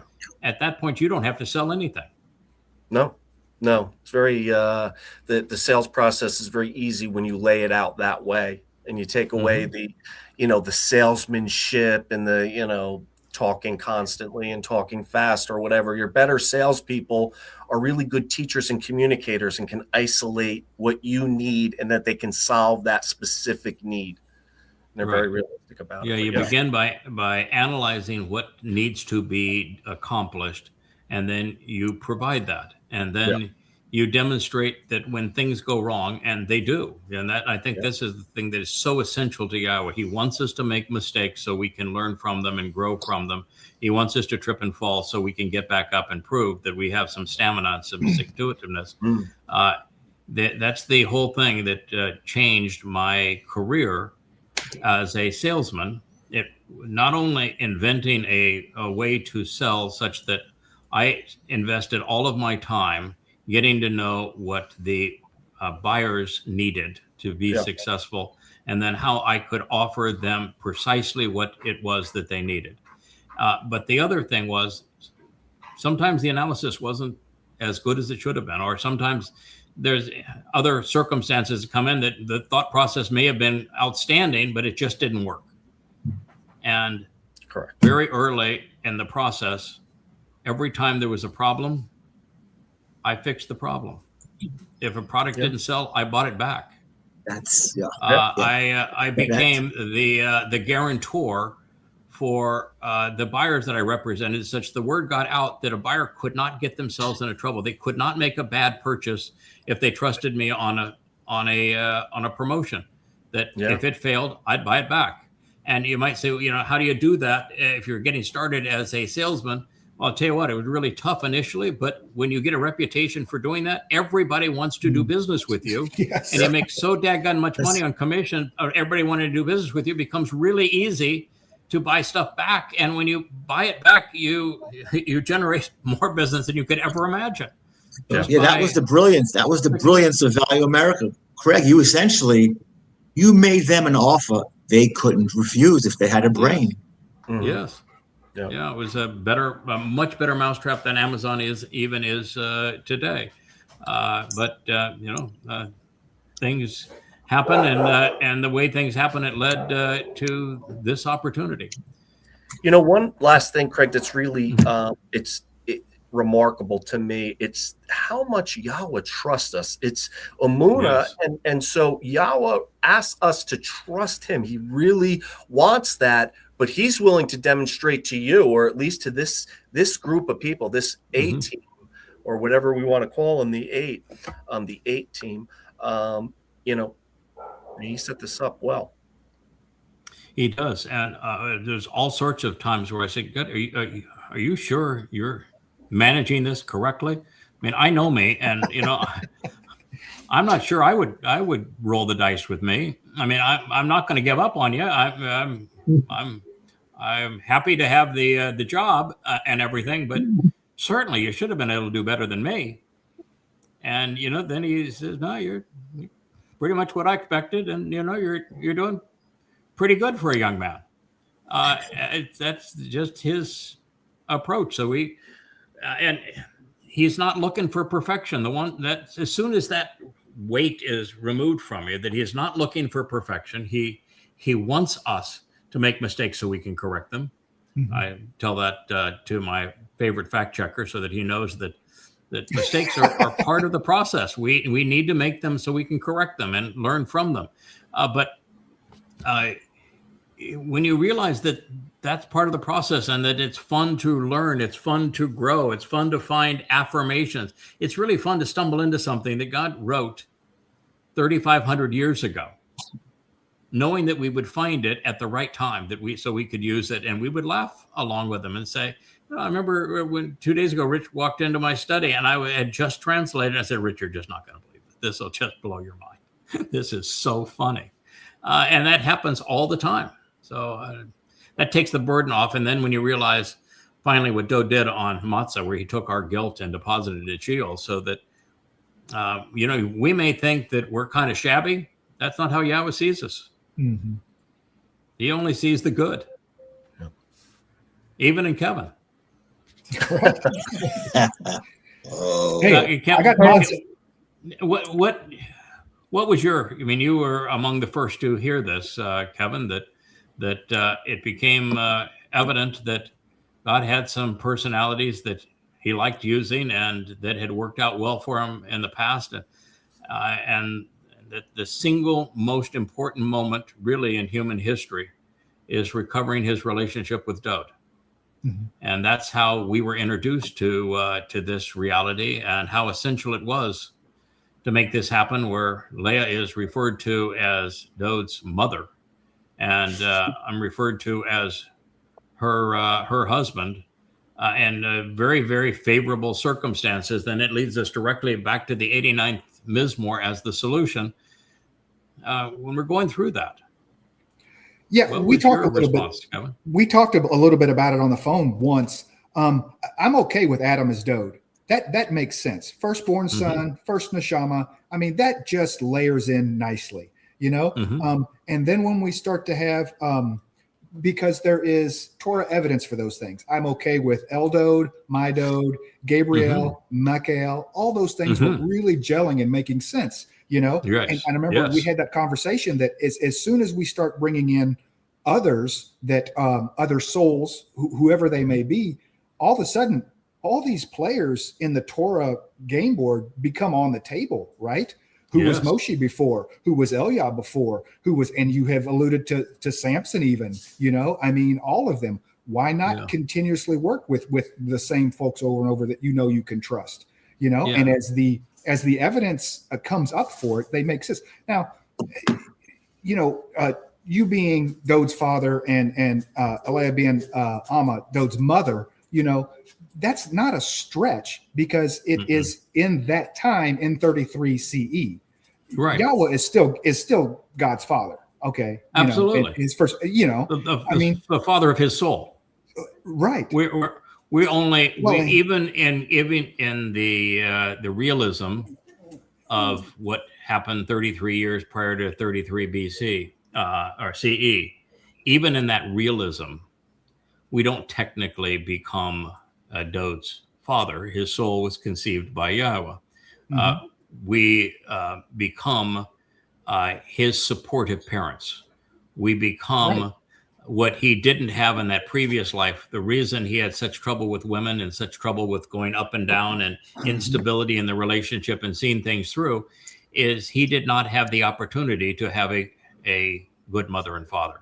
And having a good mother and father makes a real difference in a person as they're growing up and what they're capable of doing, and also just the quality of their life, of having someplace you can go that you know your family supports you, they love you, and they are committed to you, and they know who you are, and they appreciate who you are. So it's still with Dowd a symbolic realism, if you will. Yeah, the physical Dowd body was raised by sheep the first was, time. Yeah, the physical body which was tossed away, right? Is okay. So we conceived that physical body that was tossed away. Yahowah conceived the soul, which is why we called him Emmanuel, God with us. And you know, I'd already written 1,000 years earlier a song that called him Elion. Elion, exactly. The presence of God with us. So we clearly got it and knew what the responsibility was. Yeah, we've been through this with him in much rougher times than this. Yeah, absolutely. The only other thing we talked about that I wanted to circle back to was, do you remember the Torah story about when Yahowah goes to the guy and says, "Hey, guy, we're going to do this thing," and then halfway through that thing that they're going to do, that Yahowah says, "You know what? You're no longer my guy. I'm going to go work with these other guys over here." Do you remember that story? Yeah, no, I don't remember. No, I don't. That Yah starts with, "Hey, Moshe, let's go," and then doesn't finish with Moshe. You know. Oh yeah. So what you're saying, saying there is no story where God approaches Moshe and he picks the wrong guy. He picks the wrong guy. I don't remember any of them. We got halfway through the thing. Noah got the ark half built and said, "You know, this is too tedious. You need to find another guy." Right. Yeah, that when no, that doesn't happen in the. There's no place that happens in the story. In the Torah, yeah. And that's why I think that Moshe was Yosef. Yeah. I think that's how he became familiar with Egypt and fit right in. And as Yosef demonstrated, he had the stick-with-itness that he would get it done, because Moshe was asked to do a far more difficult job than Yosef. I think that Moshe's job was actually more difficult than Dowd's job because of the attitude of the children of Israel. Sure. And the fact he really did not want to do that job. He really did not want it. And he got started on the back third. Yeah, I think Moshe's was the hardest job of all. And that's why I'm convinced that God did not find him tending sheep and saying, Moshe, you're my guy. We're going to go do this. And when Moshe says he doesn't want to do it, it just came right back in his face. He says, come on, pal. I made the mouth. I can make the mouth work. What's your next excuse? But they'd been through it before. Yeah. I can't prove I haven't taken the time to do it with Samson yet, but Samson seems like the ideal candidate for Elia. I mean, I can't imagine that Elia has only had one life with all of the stuff that he did in terms of the dress rehearsal for the Amah Parah. And I'll check it out, and I haven't done it yet. It's just not been a priority. Sure. There's other things that are closer to home. I want to know who this Amah is, and who and exactly all of our interactions with Dowd, and what my role has been, so that I understand where I've been and what's expected. And sometimes there are moments where the job just seems overwhelming, and there's so much criticism, and you just say, oh, come on. I'm rolling up a waterfall. This social media is just a beast. It can't be done there. What's the point? And you have those moments, and then you realize, good God, I've been doing this for 5,400 years. I haven't given up yet. Why would I give up now? I think that for me too, the insights that you can glean from the Gadol and Katan Mayor, and how God begins his story by saying, I got a couple of guys. Yeah. And they're both great. He says, but one's younger than the other, and one's greater than the other. This is one's going to reflect the nature of the other. That's his job, to reflect his nature. But they're both going to volunteer to serve as signs of the Moedim. Now that's how we're going to get this done. And he sets them up as the fellows that fulfill the Moedim. And that's the plan he has to keep on track. The rest of it kind of slips, not a big deal. But the Moedim have to be fulfilled at the right time, by the right people, in the right way. And that's why we had to do what we did to save Nasalma man. That's why we had to do what we did to salvage Dowd's relationship with Yahowah. And that's why we had to come back and create the environment around him to support him, to fulfill the Moed Mikra. And that's why we're back again to reintroduce him properly to the world. For Kapurim, yeah. Yeah, otherwise it just doesn't happen. Our relationship, we're not together if God didn't do that. None of us are here. And there's really no future for the world. So I think that there's so much writing on this that God didn't leave it to chance. And he doesn't want to overrule us. No, it wouldn't be fair. I mean, it wouldn't be fair to Yahowah to restrict him so much that it gives him the inability to keep his promises. He's trustworthy and reliable. Yeah. And you can't, and he came up with the plan where he literally took his favorite children and weaved them into the story to be at the right place at the right time. Yeah, he shows that he says he's a quality parent. Yeah.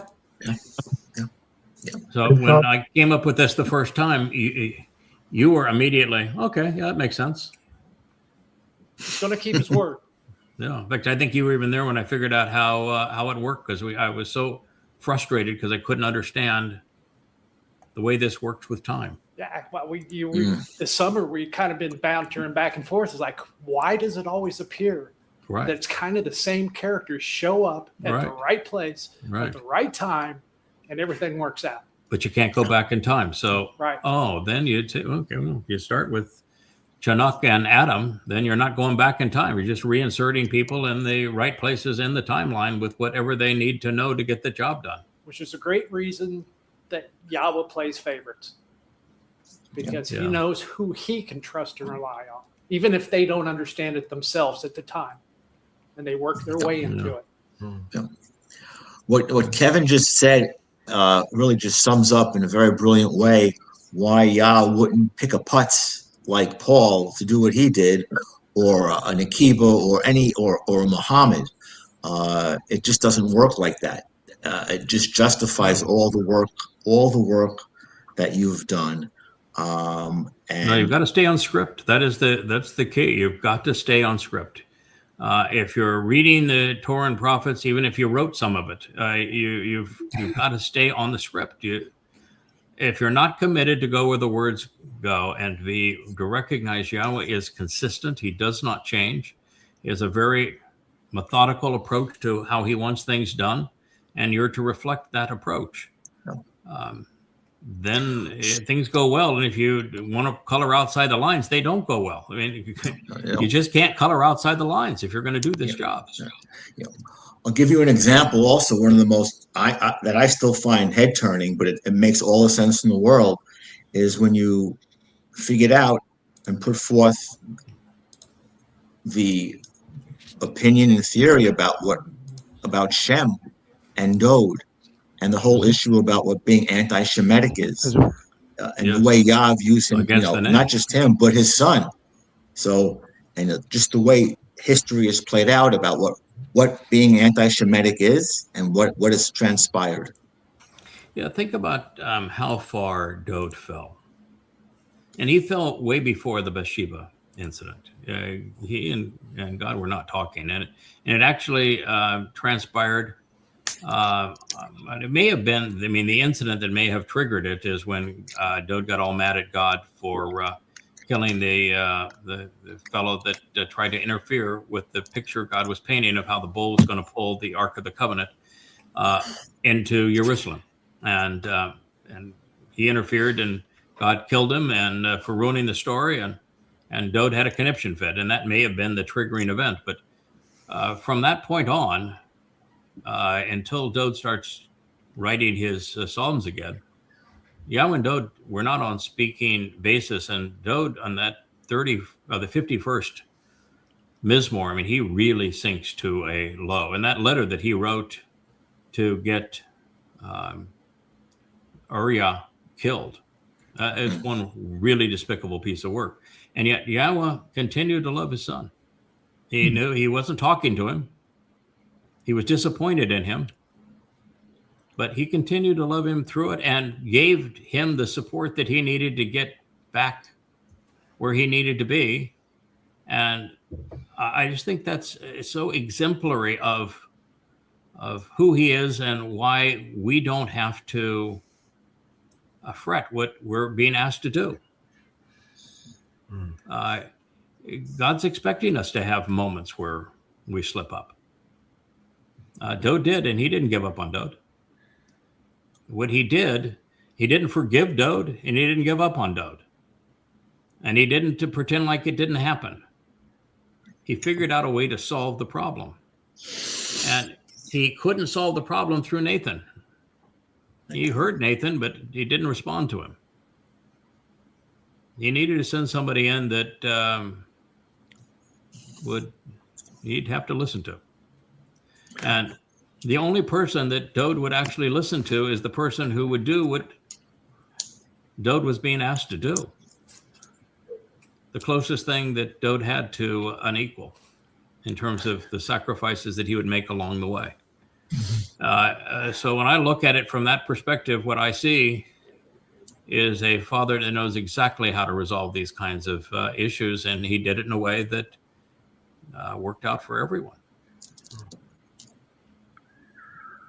What better way to think I would do for my son? I'll go to hell and back for him. Yes, exactly. That without breaking away from who he is. He didn't have to compromise at any time who he is to resolve his son's issues. And then when they were together, he continued to support him. He just never put Dowd back in a position. Dowd was never again back in a position where he didn't have support, because Ethan Hajj-Rocky in that role did not abandon Dowd after delivering the 89th Mizmowr. He was absolutely there with him, and that's why Solomon knew him so well. No, he did not abandon him, and that's why he didn't send him back alone. This is the most passionate of men, but sometimes when we are both fully emotional and fully astute mentally, that there can be conflicts and you go off the rails. And so he just precluded that from happening by keeping him properly protected. We were kind of Leah and I were sort of the enclosure of Eden for him, a little bit of bliss, a little bit of home again for him. And one of the things I loved about that story too is that there was no way that Paul could have had the argument with who he called Peter, who was Shimon, and the argument with Jacob and the argument with Yahowah, which he calls them so-called disciples. If there were not those men that were close to and supportive of Dowd as the actual Messiah, if there were not men like that, with Jacob being identified even as his brother, if there were not men like that, then there's no way that Paul could have had that argument, and you wouldn't see it in his letters. And so this explanation of them being Dowd's brothers during this time is, and the support that he had from his mother all the way through. The Christian myth didn't come out of nothing. It's a counterfeit. It's not an original story. And this is the first time I've ever conceived something that explained what they stole, what they counterfeited. You ever think that through, Mike, and what the advantages are of that? Sorry, I was on mute. Okay. Well, I hadn't really thought about that exactly. Okay, it's an interesting thought, because there had to be an actual Jacob and a Yahowah and a Shimon that were very close to and protective of Dowd for Paul in 52 CE to go to war with him. In the first letter, he condemns both Shimon and also Jacob, and in a later letter he condemns Yahowah, and they wouldn't be known. There wouldn't be no argument against them unless there was somebody that was close to him, knew him, supported him. That's and true. Somebody had to be there for the beginning of the Ebonites, the Ebonim, recording what he said, particularly in the two speeches that are so hostile to Christianity that are only available in Matthew because he plagiarized the Ebonites. Somebody had to be there to record those. So yet you found another way to implicate Paul and his dastardly lies, because Shaul Paul, as they say in Tel Aviv, he's full of chara. He's full of crap. Yeah. All right. Well, the time we have left while we're doing this, I'm going to see we do have, Perry does have a microphone on. So Perry, you were here during that whole discovery period. You had arrived just prior to us coming to that conclusion. And, you pretty much keep your emotions inside. Sometimes your expressions don't say what's inside, but when you arrived and you heard that, boy, we have evidence that we've been here before. What was your thought? Well, I look at things the opposite way JB does. I look at the big picture and I say certain things have to be for that story to be there. So when you started bringing up all these details and all that, the story started to make sense. And it was like now the big picture makes sense because I'm starting to see all the little details. And they're coming hot and heavy, and the story's becoming rock solid. Yeah, I think the story gels. And what I think he's meaning by JB is different is that you and I have a tendency to develop the story from the details. We're looking at letter from letter, word for word, stem, conjugation. We're building it by the basic foundational blocks, and we build it up by translating it and then trying to understand it. My view has never been big picture down. It has always been the details that create all the pieces of this portrait, getting them all in the right place, getting them all framed. But it's always doing the right thing with each individual piece. And I think you're a little like me in that, and that I love to see the whole picture come together. And I think I see it now for the first time, all of these pieces in the proper order over time, even in a 4-dimensional realm of space and time. But I think you and I did it from the details up as opposed to the massive view down. Yeah, macro. Yes. Yeah, we're piecing the puzzle. I appreciate that macro. I remember when I first came into the covenant, rather than go down the road of translating, I realized I had to capture this whole narrative. I had to understand Yahweh's point of view. So I attacked just the body of work, and in that you pick up all the details. But I guess I probably would be a little bit more like Perry. Like I take a macro view first, and then maybe go into the details after. But there's certainly wisdom in building it from with the foundation, with the information. I think ultimately you need both. I feel like I have a foot in both camps now. I'm about half my time the micro and half my time the macro.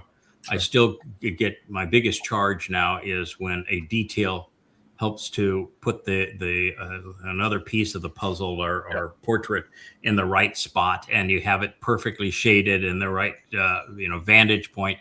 I still love it when the little details emerge and you find something that's delicious. That's my treat. But understanding the big picture of this last 6,000 years and what the next 1,000 years is going to bring and how we're going to get from here to there. You want to be big picture and be able to verify it through the details. When you combine the micro with the macro, you become the maestro. all true. All right, let me. We've got to share a little bit about the 89th Mizmowr. I'm going to read through a few statements of it, and then we can comment on it as we conclude this program. And I would love to have the sign off be the Shepherdess of Days, because that was such a marvelous way of communicating. Sometimes when I hear those songs, Kevin, my reaction is, what in the world am I doing? Maybe I should just shut up and let my wife sing. And then I realized that she got the lyrics of all these songs because of what I was translating and sharing and learning is where she gets all the lyrics for the songs. So I thought I'd have to keep my day job regardless. One of the things what I learned too is that, recently we tried to outsource the writing of that timeline. And I realized that, okay, well, I'm not going to be unemployed anytime soon. So so sometimes it works out just fine. You want to make sure you have some value going forward. I'm kind of an old guy, 5,400 years old. I want to make sure I still have some way I can contribute. And occasionally it is Yahowah. It is not Dr. Jeff Yahowah. It is not JB Yahowah. It's not Kevin Yahowah. It's Yahowah. Yeah. So. It is. By the way, I am just so glad we've got Yahweh's name on the website and in the header, and it's not fussy. It's swordish because it kind of expresses his mood at the moment. And I am so thrilled to have my name off of the header and down there in the footer where it belongs. And it's so we are still Yahowah on the books, but the website, it's Yahowah. We know our place here. Now, you guys' view, by the way, would be just the opposite. Our view is everything's about him. His view is everything's about us. Mm-hmm. And it's amazing that God is responsible for all that we've achieved. And, he's set us up to be successful, and yet he wants to give us all the credit. In fact, he's happy to give us the credit, wants to. In fact, if you try to say, no, I don't want the credit for that, he says, come on, don't run it for me. This is fun. Anyway, it says, what man of strength and character who is confirmed and empowered to prevail continues to live while restoring life and will not witness a continuance of death as a result of the plague. So that one's pretty obvious, right? I mean, it's at this point, we've got Ethan Hajraki is writing again. Yahowah, he provided the introduction. Yahowah just did a crescendo. There you go. He's my son. He's my guy. He's my chosen one. He enabled the covenant. So I literally cut the covenant with him. And I'm his father. He's my son. So he started off with a bang. And then, Ethan explained his role with Dowd going forward, that, he's the guy that ultimately takes out Rahab so that Dowd can return in his full glory to earn some credibility with Dowd so he could share this message. But then, Yahowah is just all over Dowd, just says Dowd is the one. He is everything in this story. Everything. And then Yahowah goes to, you dastardly people, what in the world are you robbing my son for? There's just nothing that irritates me more than you robbing my son. And then it closes with Ethan Hajraki jumping back in and kind of giving us a summary. So he's now saying, okay, now we've heard from God on this. What man of strength? What man of character? A Gabor. And Gabor is the Hebrew word for strong man.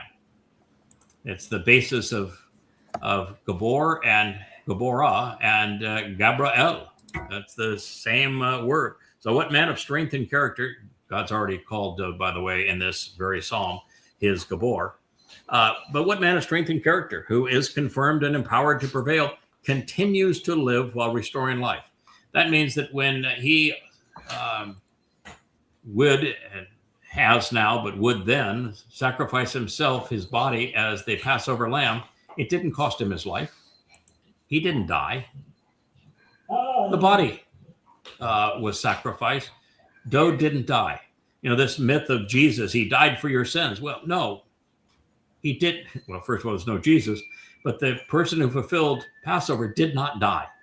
The body died. And it's so essential to refute Christianity. And it's so essential also to understand this deployment of souls and how they go forward in the story. So he continues to live. And he's the one that restores life, and that he will not witness a continuance of death. Death will happen to the body, but not to the soul.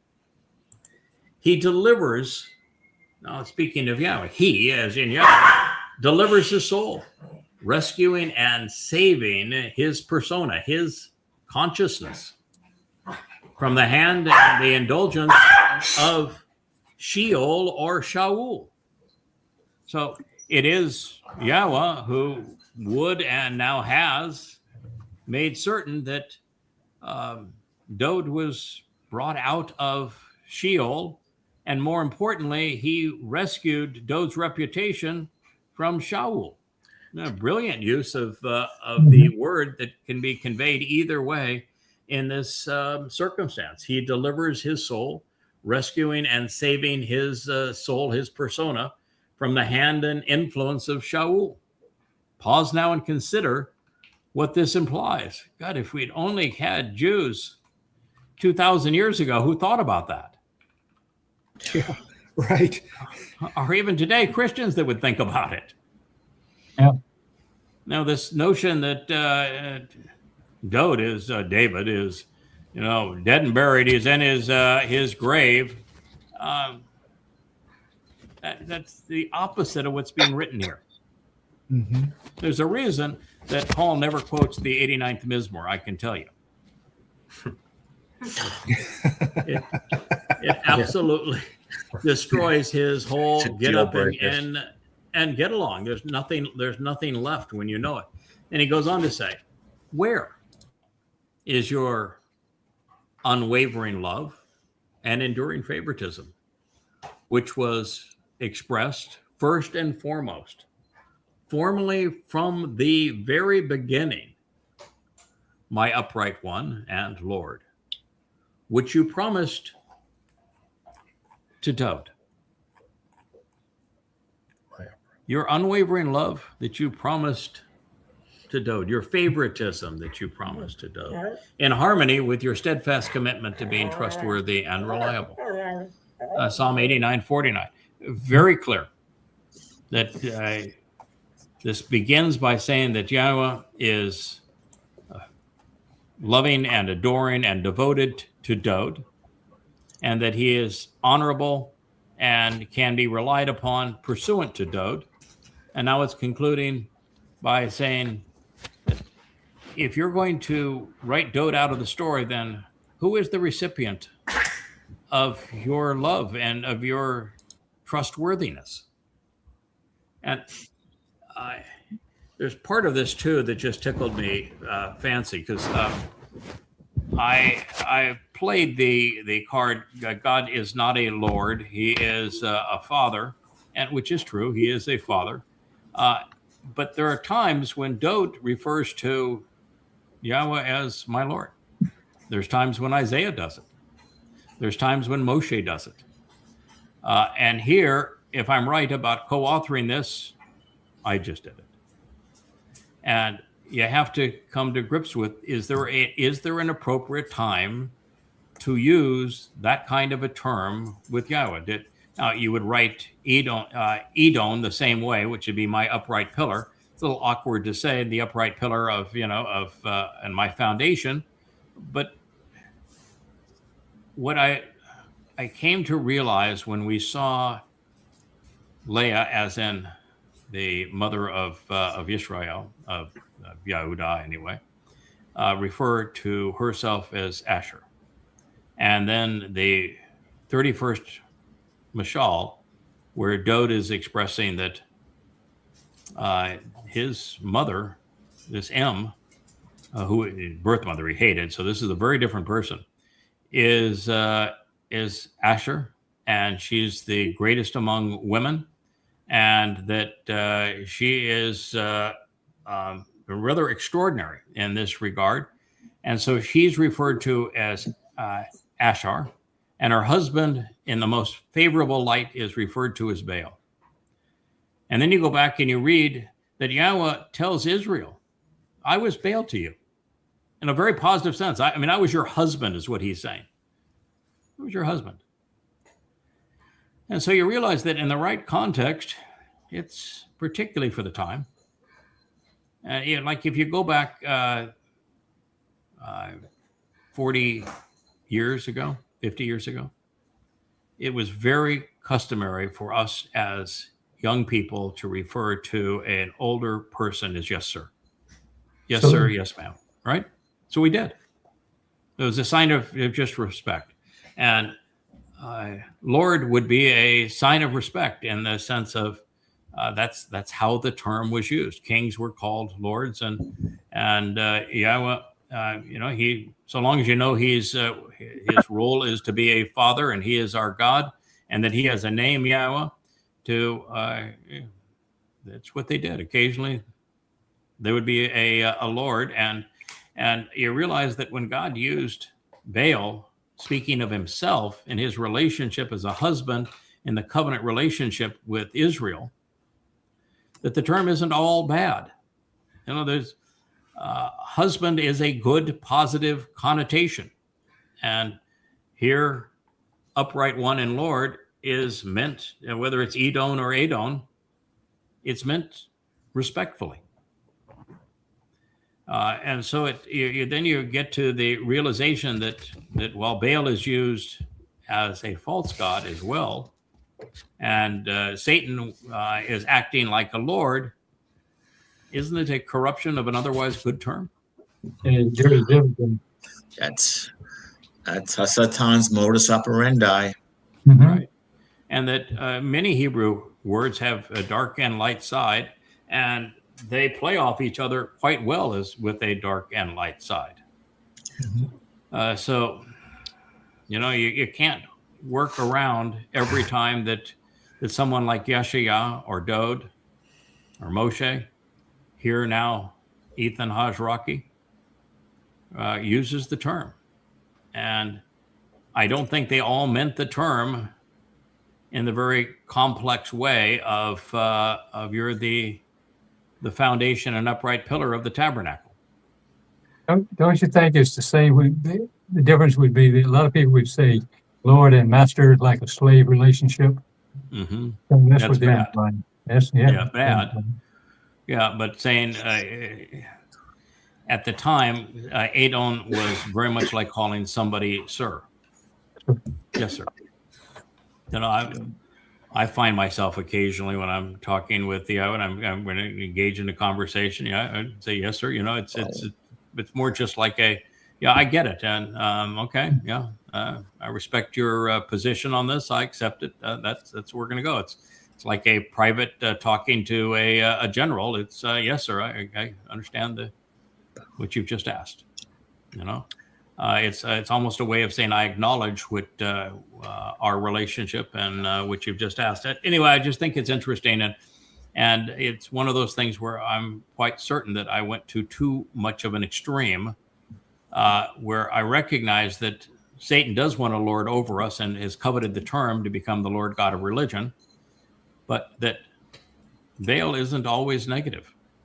They didn't have a right to change Yahweh's name and call it and scratch it out and put Lord in his place. That's bad. That's really bad. And then pretending that that there is a God named Baal, and that you are speaking for a God named Baal. That's really bad. Yes. And like Yahowah, I think it is, or Yirmiyah, I think it's in the 23rd chapter, and there's a whole dissertation about replacing Yahweh's name with Baal. And that's a bad thing to do. That is absolutely a wrong thing to do, but it isn't a wrong thing to do to refer to Yahweh as the Baal husband of the covenant with Yisrael, because he says he is. Context is everything here. Context is everything. Context is everything. It's interesting, Jeff, that you say that because, in context, I'm comfortable, I think, with my upright one pillar and foundation when we think of what the 89th Psalm is communicating and the grandeur and the splendor of that Psalm. To use words like upright one pillar foundation, they do seem to go. No? Yeah, they do. I am as well. I agree with you, Will. It's just what Hasatan does. He corrupts everything. Even like I brought up the Canaanite god El. Yes. Yeah. See, he calls himself El, which is God's title. So there's almost everything is corrupted. Asherah is the mother of God, the Queen of Heaven, and yet Leah, in conceiving again, says that she is Asher. She is blessed and beneficial among women. Yeah, meaning it in a very positive way. And one of the 12 tribes is Asher, and Asher is used by God as an adjective, as a preposition, as a noun, as a proper noun, as a verb throughout the Torah and prophets. And, he's not speaking of a pagan goddess when he's using the term. Right. So it's context, and you can twist something that is good and make it bad. And you can take something that's bad and twist it to make it good. And the goal is to render the truth accurately and fairly, and recognize that words are tools that communicate meaning, and in the right context, a word like Baal can be positive. A word like Asher is usually positive, but it's corrupted when it becomes a goddess and a religion. And all you end up doing is changing words, corrupting them to create babble. Yes. Yeah, Babel isn't confusing on its own. The basis of Babel confounding is based upon intermixing truth and lies. So it's like taking the dark and light side of something and creating a sense of confusion over taking a positive turn and making it sound like a negative term. Or, of course, it's mostly taking something that's a seed of truth, like Christianity. There are many elements of Christianity that are counterfeits, and they're counterfeits of that which were true, but they become false when they speak of a counterfeit individual. You're taking the truth and you're counterfeiting it. And so Babel is the method of confusion by intermixing truth and lies, and sometimes a word can have both in the same word, like Baal, like Asher. Lots of words where that's the case. There are no bad words, and I think my favorite has always been Yisrael, because Yisrael, they engage and endure with God, or they struggle against God. Right. So Yisrael. Yes. Perfect word to describe that. Is Israel a dirty word? Yes. When it's Israel acting as they did most of the time during the Exodus, they were striving and struggling against God. And yet the term is something that God is endeared to. He's reconciling his relationship with Yisrael, which means ultimately Israel is those who engage and endure with God. And there's lots of Hebrew words like that, but Israel is a perfect example. And so here again, this is saying that God made a promise, a Shabbat, to Dowd. And that promise was in harmony with God's commitment to being honest, to being reliable, which means if you replace Dowd with someone like Jesus or Bar Kokhba, you're calling God a liar. And there's really no other way to get around that. So as we move, I think there's only 3 more statements, skipping through all of the commentary here. But as we move to the conclusion, this says, "My upright one again, my Lord, you have chosen to remember the most memorable of men, mentioning that you are mindful of your sons." And this is Zakar. "You recall and never forget to proclaim the account of the young men." It is the call imperative, second person, masculine, singular here. And there is a really interesting word, I think, in Hebrew. You like to look things up, Mike. But Zakar as a noun means young man. And Zakar as a verb means to remember. And most nouns are defined by their actionable root. So when he uses Zakar, and particularly Zakaron, which would be all things pertaining to Zakar, I think we're always wiser, fairer, more honorable, more true to the text if we can combine the actionable root into a noun and not just leave it hanging out as a verb or a noun without the other parts of its character. On Facebook, I try to put all the, the main word, and then all the, like if it's a compound word, I try to put the, all the two words that make up the compound word. Yeah, you're the best at compound words, and particularly in the really tough ones where the prefix is tough to figure out.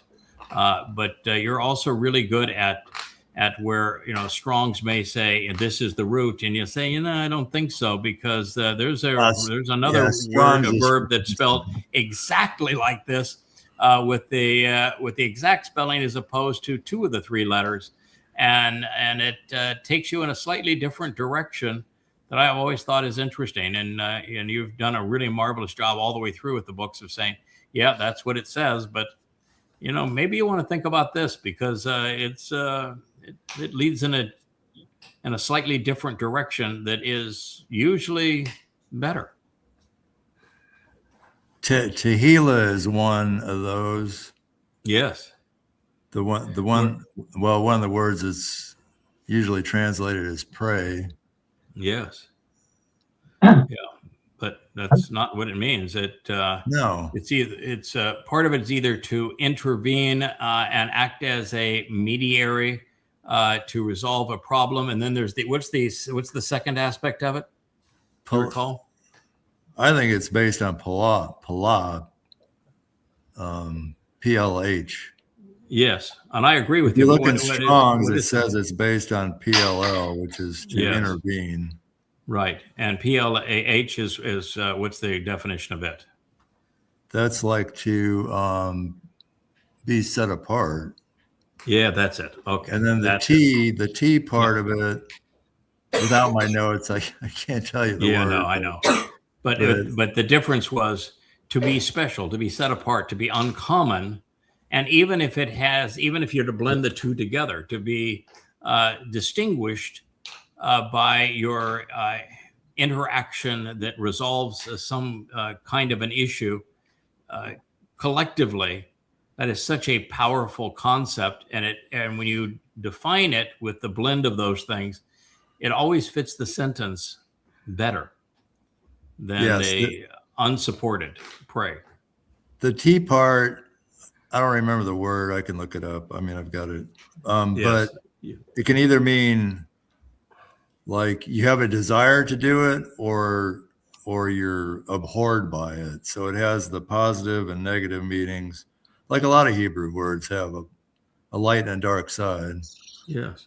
Have you, my favorite compound words are the ones that begin with an interrogatory, taking Kara and making it Mikra, for example, taking so many Hebrew words that are like that, mitzvah from combining the word for instruct and direct with to ponder the implications of it. Those are my favorite compound words because I have had not, like mishvat is another one where you're taking shafat and you're putting a prefix on it to ponder the implications of. When I came up with that, I was unaware of anyone who had written a lexicon or a dictionary to point out what I thought was a fairly obvious combination of the interrogatory with a very common Hebrew word.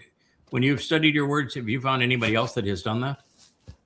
No, that was a great insight with the M being from Ma, which is to question the who, what, why, when, where, how. Mm-hmm.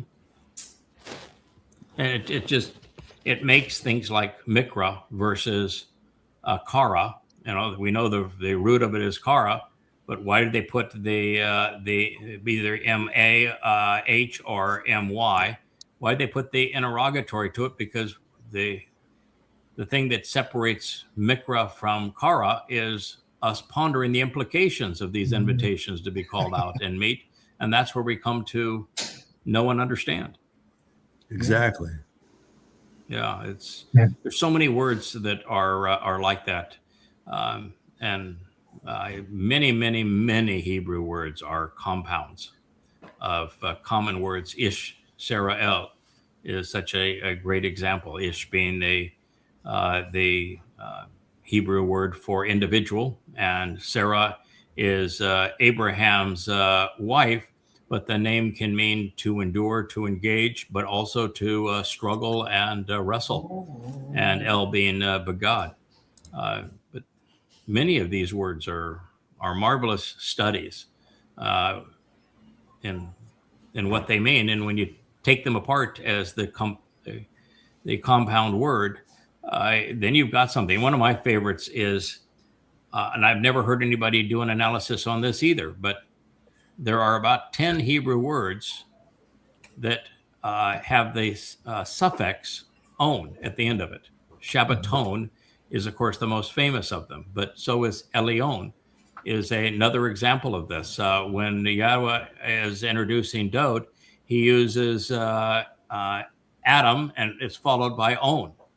And Zacharon is another of these, where it's all things pertaining to whatever the word was that preceded it. All things pertaining to the influence of God, Elyon. All things pertaining to the purpose of the Shabbat and Shabbaton. These are Zacharon, all things pertaining to the most memorable of men. So on the own, on the own, I'm assuming you're spelling it Aleph Wa Nun, right? That one. It has to be that one, right? Yeah, it's pronounced. I mean, the own sound comes from.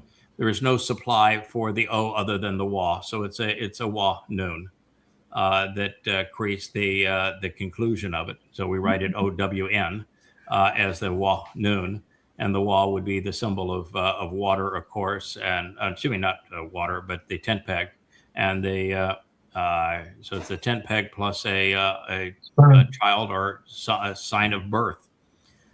So water is the source of life, and this is a sperm and a seed taking root and growing. So those would be the two letters. Like I would thought that even trying to understand the words from their component pictograph letters was an interesting study. Well, Kirk did a great job on that. That was awesome. Yeah, and Kirk was the first. Coming from Mike, that's great. Yeah, Kirk was also the first to recognize that some of the word could go from. If you wanted to have a general rule that if there were one of the four letters, there's just three letters with one repeated.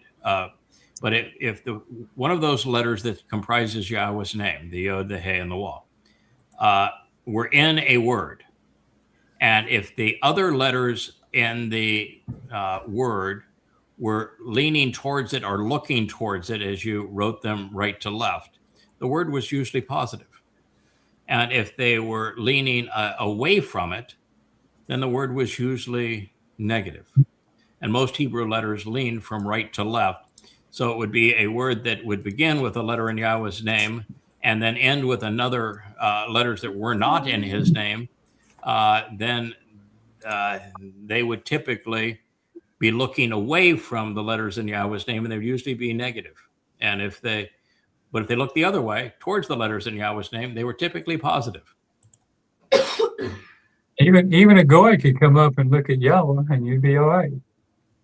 Yeah, you could. It's an open hand reaching down and out to us. Two people standing up with the two hands reaching up to their father in a very loving kind of embrace, paying attention there. Awareness of him standing up, walking, not bowing down, and reaching up to that hand, and those two individuals are connected by the tent peg, which enlarges and secures what would have been the family home at that time. Well, to enlarge it and secure the family home through these two people that are looking up, reaching up to God, and his hand reaching down to us. Yeah, you're saying so. The way it was written, you could figure it out, particularly if you're an artist.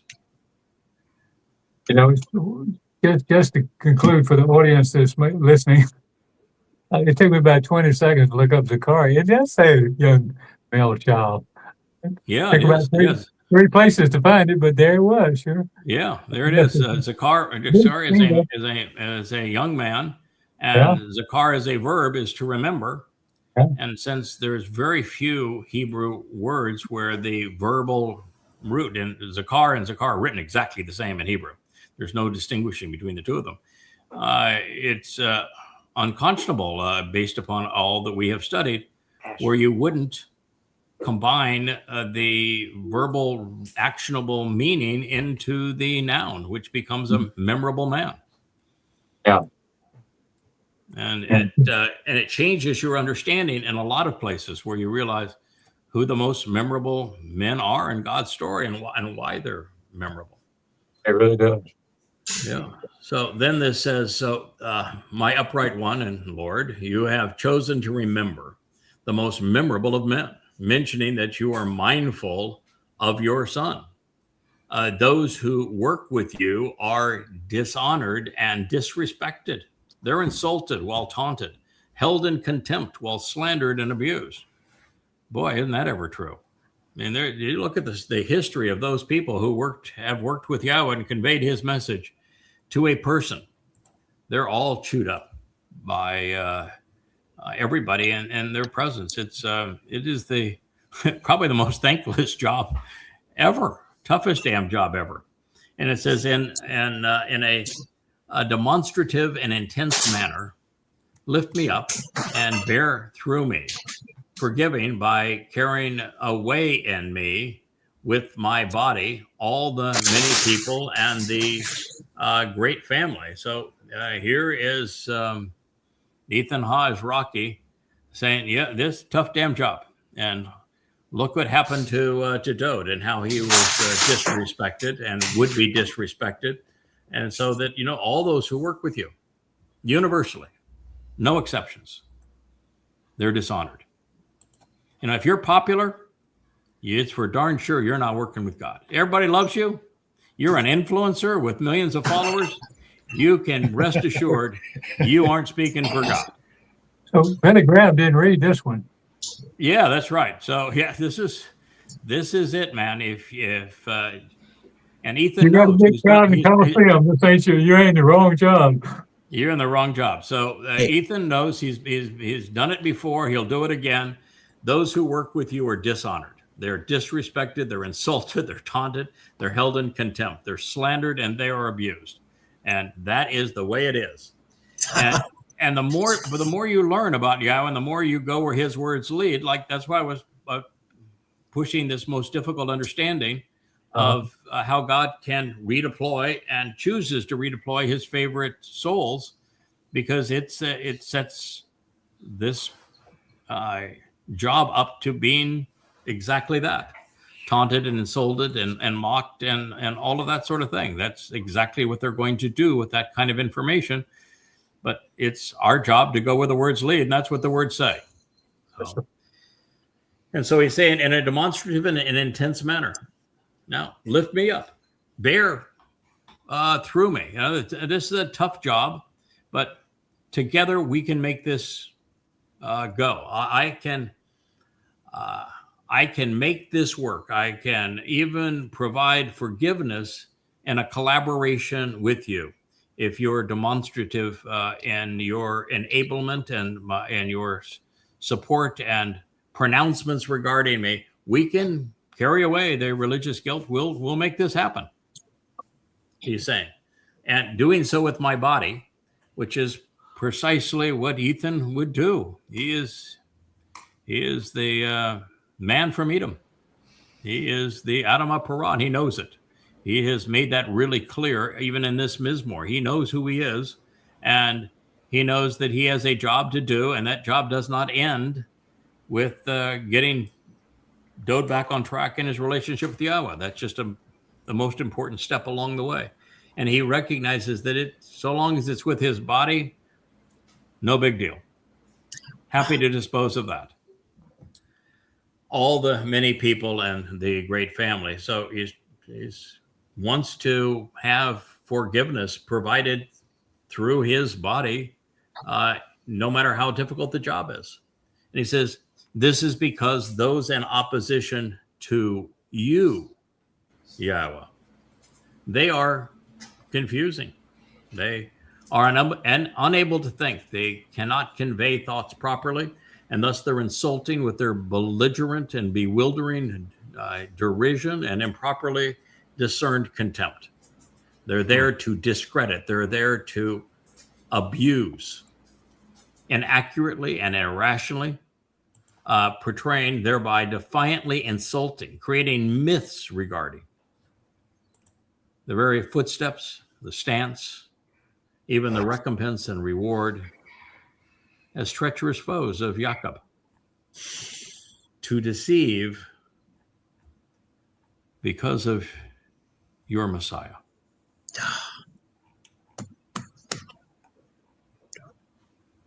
Wow. To have 8951 say that at the end of it. So here's Ethan's. Now he's writing the concluding prose. This was a collaboration. And he is talking about the cost of all of this, and particularly of misrepresenting Dowd as the Messiah, and how many people are going to say awful things. And he even knows that he is going to be one of those who's discredited because of what he has to say about the Messiah. And it would turn out to be exactly true. And that he would know that ultimately he was going to sacrifice his body to restore the reputation of the Messiah and solve the problem of the people so that they could be there when the Messiah returns. And this is really detailed prophetic that you're never going to see unless you know who the players are. This is one of the great advantages now of knowing who Ethan Harsrocky is. He can make this claim in first person. I'm going to give up my body for forgiveness, even though this is the toughest job in the world.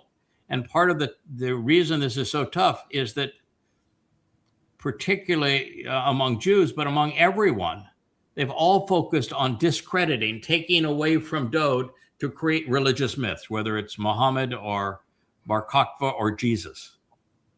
And so the toughest job in the world is to say Bar Kokhba, Muhammad, and Jesus are not messiahs. They're not speaking for God. They're all false.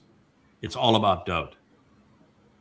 And so you're going against the religion of the Jews and the two most popular religions in the history of the world. And you know you're ultimately going to make a difference by sacrificing your body. And it's going to be because the world has stolen Dowd's attributes and accomplishments. Now, I'm not saying that there are even 1% of the world's population that are going to understand that. But we can. Yeah. Benefit by being greeted. This is his salutation to this most important song ever written. He says, benefit by being greeted, by being commended and blessed by Yahowah, having knelt down in love to lift up. What he's done for all of us. We didn't lift him up. He lifted us up. From antiquity into futurity and forevermore. This is trustworthy. This is verifiable. This is reliable. I'll sign this in blood with my own because I know who Dowd is. I know who Yahowah is. I love them both. And I'll take the stripes. We're saying that Dowd is the Messiah, the Son of God and Savior. So Jesus never existed. Muhammad's a complete fraud. Judaism, beginning with Bar Kokhba as a Messiah, is a crime against God's people. Dowd is the one. Leaves you speechless, doesn't it?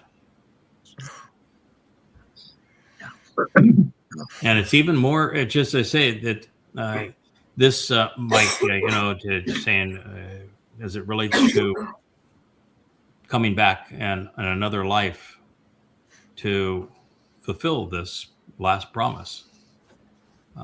It is what makes this statement poignant.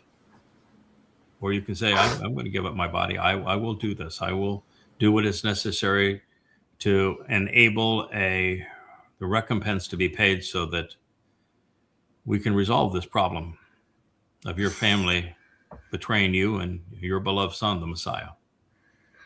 We'll get this done. I understand the problem. I'm committed to resolving it. And I know that job does not end here in 1000 BCE. We'll be doing this again.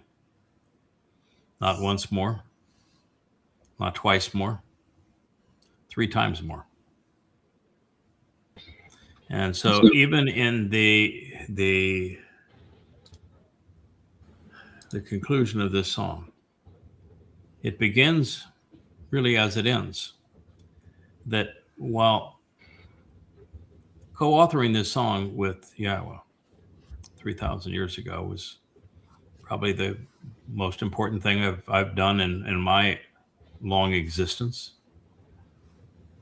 I wasn't working for myself. I wasn't the end of this story. I was just playing a role and reflecting the son's eventual brilliance, and that all of this was for Dowd, because all of Dowd is for us. That's what it says, is that the commitment here is to help God with his beloved son, because that's the only way that God can help us. It gets right to the core of it. And so the young man that Katan Mayor, his job is to do what I'm certain that Chinook did 5,400 years ago.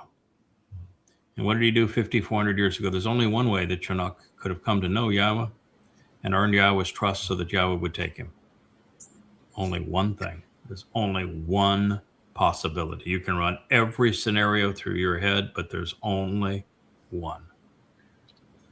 And that is the last 300 years of Adam's life, they coexisted together. And that was a very small community back then of Nasama men. And he knew Adam, who was Dowd. And he's the one person that went and says, I want to hear your story. I want to hear all about what happened between you and God. What was he like? What did you guys do? What did you enjoy in that relationship? And yeah, I know it's got to be tough now. You've made a bad mistake and you threw it away. And you know something? We're going to make this right. You're going to have a chance to prove yourself.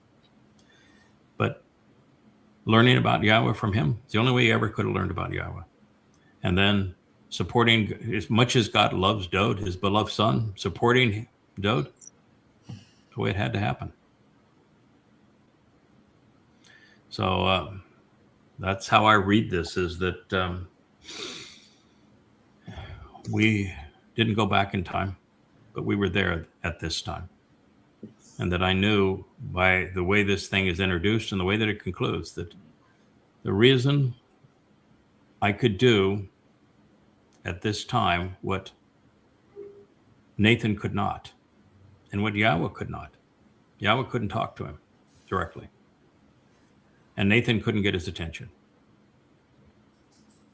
Is that Yahowah knew if he inserted me here as the guy that would ultimately be there with Dowd on Pesach and Matzah, and then give up my physical body to reconcile Yisrael to Dowd when he returns and restore Dowd's credibility and take the stripes for that, that I had skin in the game and I could get his attention.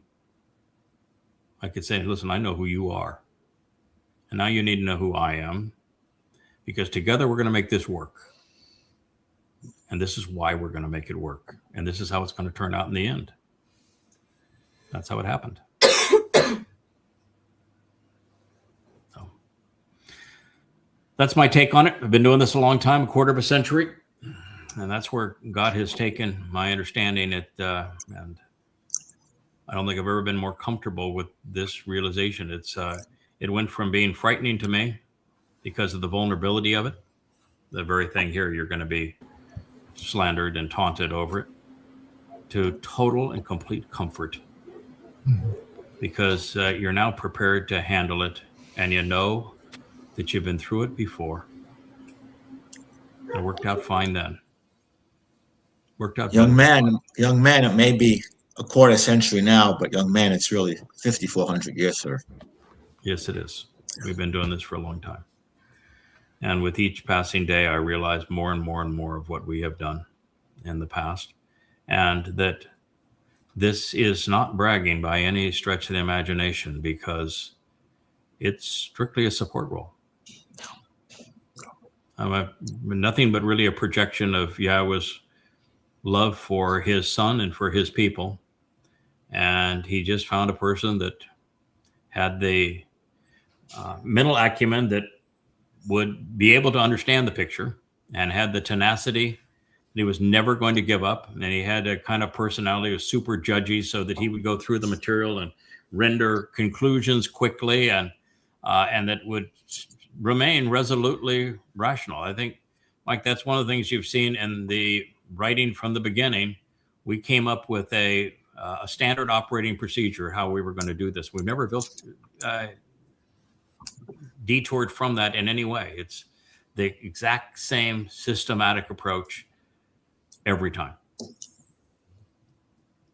And that consistency and that willingness to know that being wrong is not so bad, because it gives you the opportunity to demonstrate you're trustworthy by saying, okay, yeah, let's fix that. Let's make that right. Let's learn from it. And let's grow as a result of it and earn people's trust, because there's not many people that can admit when they're wrong, are there? Okay. Pretty rare. That's what brought JB and I together. So we have a different relationship, JB and I, and you and I, Mike, and that you and I began by you telling me I was wrong.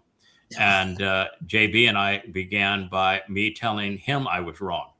And by him being an agnostic and him finding somebody who was talking about studying God and was willing to admit that he was wrong and correct it, he says, that's somebody I can trust. That's really rare amongst people. And in your case, our relationship began by you telling me I was wrong, and I said, oh yeah, you got a good point there. I was wrong. Let's make the correction. Well, and being thrilled to have the opportunity to make the correction rather than bemoaning it. Every time that I learned something where I was wrong.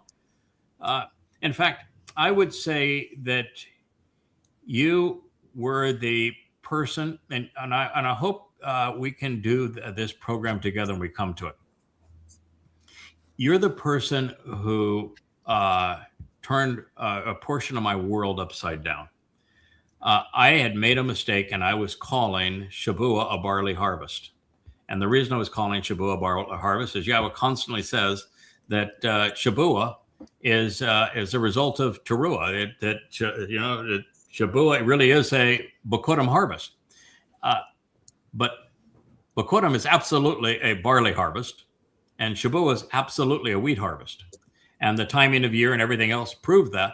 But the terms that he uses for standing grain is such that it is a completely different concept than Bokurim, which is the grain is still growing, it's green, it's receptive, and barley is sickled very early in the process before it's matured, and it dries in the field, where if you did that with wheat, it would rot. And so wheat is standing grain that is ready to be harvested, and it's still it's reached its pinnacle in terms of what it's going to be able to do. And you were saying I was writing something. He says, no, you got that wrong. It's here, and here's the proof. It's a wheat harvest. He said, by the way, you've covered this correctly and in the past. You're just not recalling which you've written yourself. And then it just hit me like a ton of bricks, and I said, oh my God, I've got to go reread all of this. I have still one last legacy of what I grew up under, which is, you grow up in a society that is so dominated by Christian mythology that the harvest is trumpets, and that Shabuwah was observed back in 33 CE. So it must have been Dowd that fulfilled it. And that's so ingrained in the culture that I grew up in. And you're the one, you said, no, I think you need to look this through. And I dropped everything. I don't know if you recall the moment, but I dropped everything. And I said, I think what I need to do is I need to do exactly what you told me. I don't know if you recall this, but what you said is, you're right in what you have said. What you have actually written about this is correct. But what you're saying right here is inconsistent with what you have written. And so I read it all. I went back, and every reference to anything remotely like this, I read it from beginning to end. And it immediately I said, absolutely. I was right in the middle of rewriting also questioning Paul as Twistianity. And I had gone from trying to justify Shimon, Kephesh, Peter, and just say, well, he was wrong about this and wrong about that. But, maybe this was his intent. And to a point where I said, I don't think that Shimon, Kephesh said any of this. I think it was all put in his mouth by Luke on behalf of Paul, and all of it's wrong. And so I came at the same moment I was writing about how Shabuwah absolutely was not fulfilled as it's described in Acts 2. Did not happen in 33 CE. Complete and utter lie. And at the same time, you're telling me that you've correctly presented Shabuwah as a wheat harvest, but you need to understand what the difference between those two are and the time of year and what this all means, because that wheat harvest hadn't happened yet. And then we got our act together. And then 2 days ago, so I'll give you another little teaser. I'm reading about the instructions as to when we are supposed to delineate what can be known, to begin to pronounce the proper accounting for the first time regarding Shabuwah. And I'm told, that I'm not to begin that proper accounting of Shabuwah and when it's to transpire and what it represents until I'm disparaged and slandered. And when I endure being disparaged and slandered, that's the time. When was that? Exact same time. Exactly the same time you and I had that discussion, Mike. And that set everything up so that now the entire picture and the entire story plays out correctly. And now we have a full appreciation that Teruah is really, that is the great day of Yahowah, is Teruah. And it's the greatest story ever told. Just to tell the story of Teruah is 2 hours worth of conversation just to go over the highlights of Teruah. But Shabuwah, it's going to be 8 programs to go over Shabuwah. And it's marvelous in its own way. And it was that discussion, fact-checking from you. Wow. That's why it's so important that Yahowah puts the right people in place, because you can't do this on your own. Yeah. It's amazing. Like I say to Mike and JB, this is the first time I've ever heard where you have 2 wrongs making you more right. Mm-hmm. Oh, absolutely. Which is what happened. And that's literally what happened. And don't forget, you have another job, because ultimately you are going to be meting out as the rod of divine justice. Yeah, it is true, but it's all over the place that is the case. And part of it, I've been conditioned so that I think I'm capable of doing that. I mean, I wouldn't ever want to go into it on my own. I'll have very strict instructions. I'll follow those instructions, and we have the Malak enabling the process. But I think I'm finally tough enough and that takes toughness, that I'd be willing to see it through to get it done. But this is why you can't do this job, particularly at this time, alone, and why Shabuwah has those spectacular 8 individuals that, and Shabuwah would be a much bigger harvest, of course, than 8 individuals, but it has 8 individuals that what God actually says is that when this all transpires, you're going to celebrate. You're going to be absolutely ecstatic in Yahowah's presence among these 8 individuals. And he says that that's in the place of his choosing, and the inference is, so are the people. And those people are essential to what we're going to accomplish over the next 3.5 years when we're redeployed, and then over the 1,000 years after that we have a guarantee of employment, and we're going to work together, and there are leaders to get this done. And So I owe Mike not just the debt of being an excellent fact checker and keeping the books correct. And you write 25,000 pages, and that becomes really essential, particularly when you're making so many conclusions.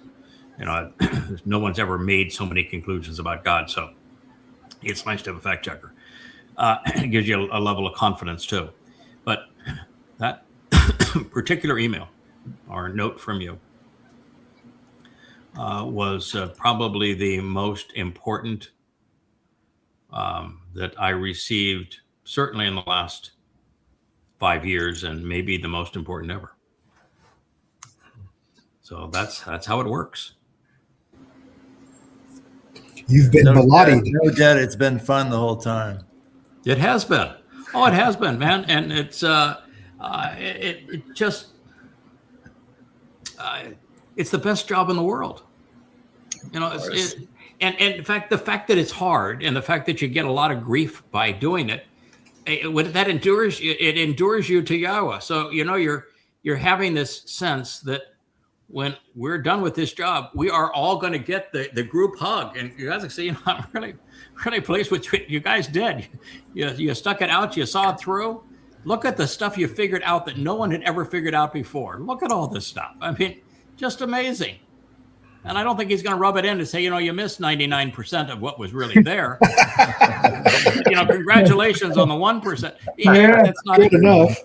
No, I mean, that'll be the following day. But the first group hug is going to be, you've got 10,000 things here that no one ever figured out before, and you did it. Now, the fact that I helped you along and I brought together the right team, and we're really very comfortable. You look at like that website now, and all of the what is there, and how a team had to come together to make that happen. That is such just a marvelous expression. It's a masterpiece. A masterpiece. I view that's God's library for the next 1,000 years, and we will continue to improve it. And it's just so much fun to be out here now exposed and to be able to do these extemporaneous programs and to ask honest questions. Because I'm sure that everyone who's listening to us. I just hope that Yada. I hope that Yada has the opportunity to have fun that he deserves, eradicating the Hufi print and Al-Aqsa on the way. Yeah, there's a lot of references to Go Boom Hufi print. In fact, we're going to have one of them we're going to talk about in Shabuwah. There's a Go Boom Hufi print.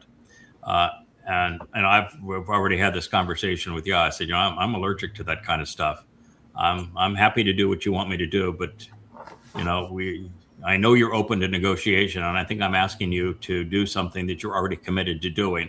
But let's just make sure we're on the same wavelength here. I show up there, that building's gone. And if we're going to hang on the Temple Mount, let's have the tent of the restoring witness, and then let's saw the whole thing. I even saw the great bonfire. That bonfire is going to burn for a long time. That is something really, really special to Yahowah. And there's so many wonderful details of that story that are woven into it. I've now pictured the coming back where we're all, because we're eternal beings at that point, that we're all in kind of a semicircle, if you will, behind Yahowah and Dowd, because they're the focus, coming back, and and here's God coming back, and God saying, no, it's my son. Pay attention to my son. He's my son.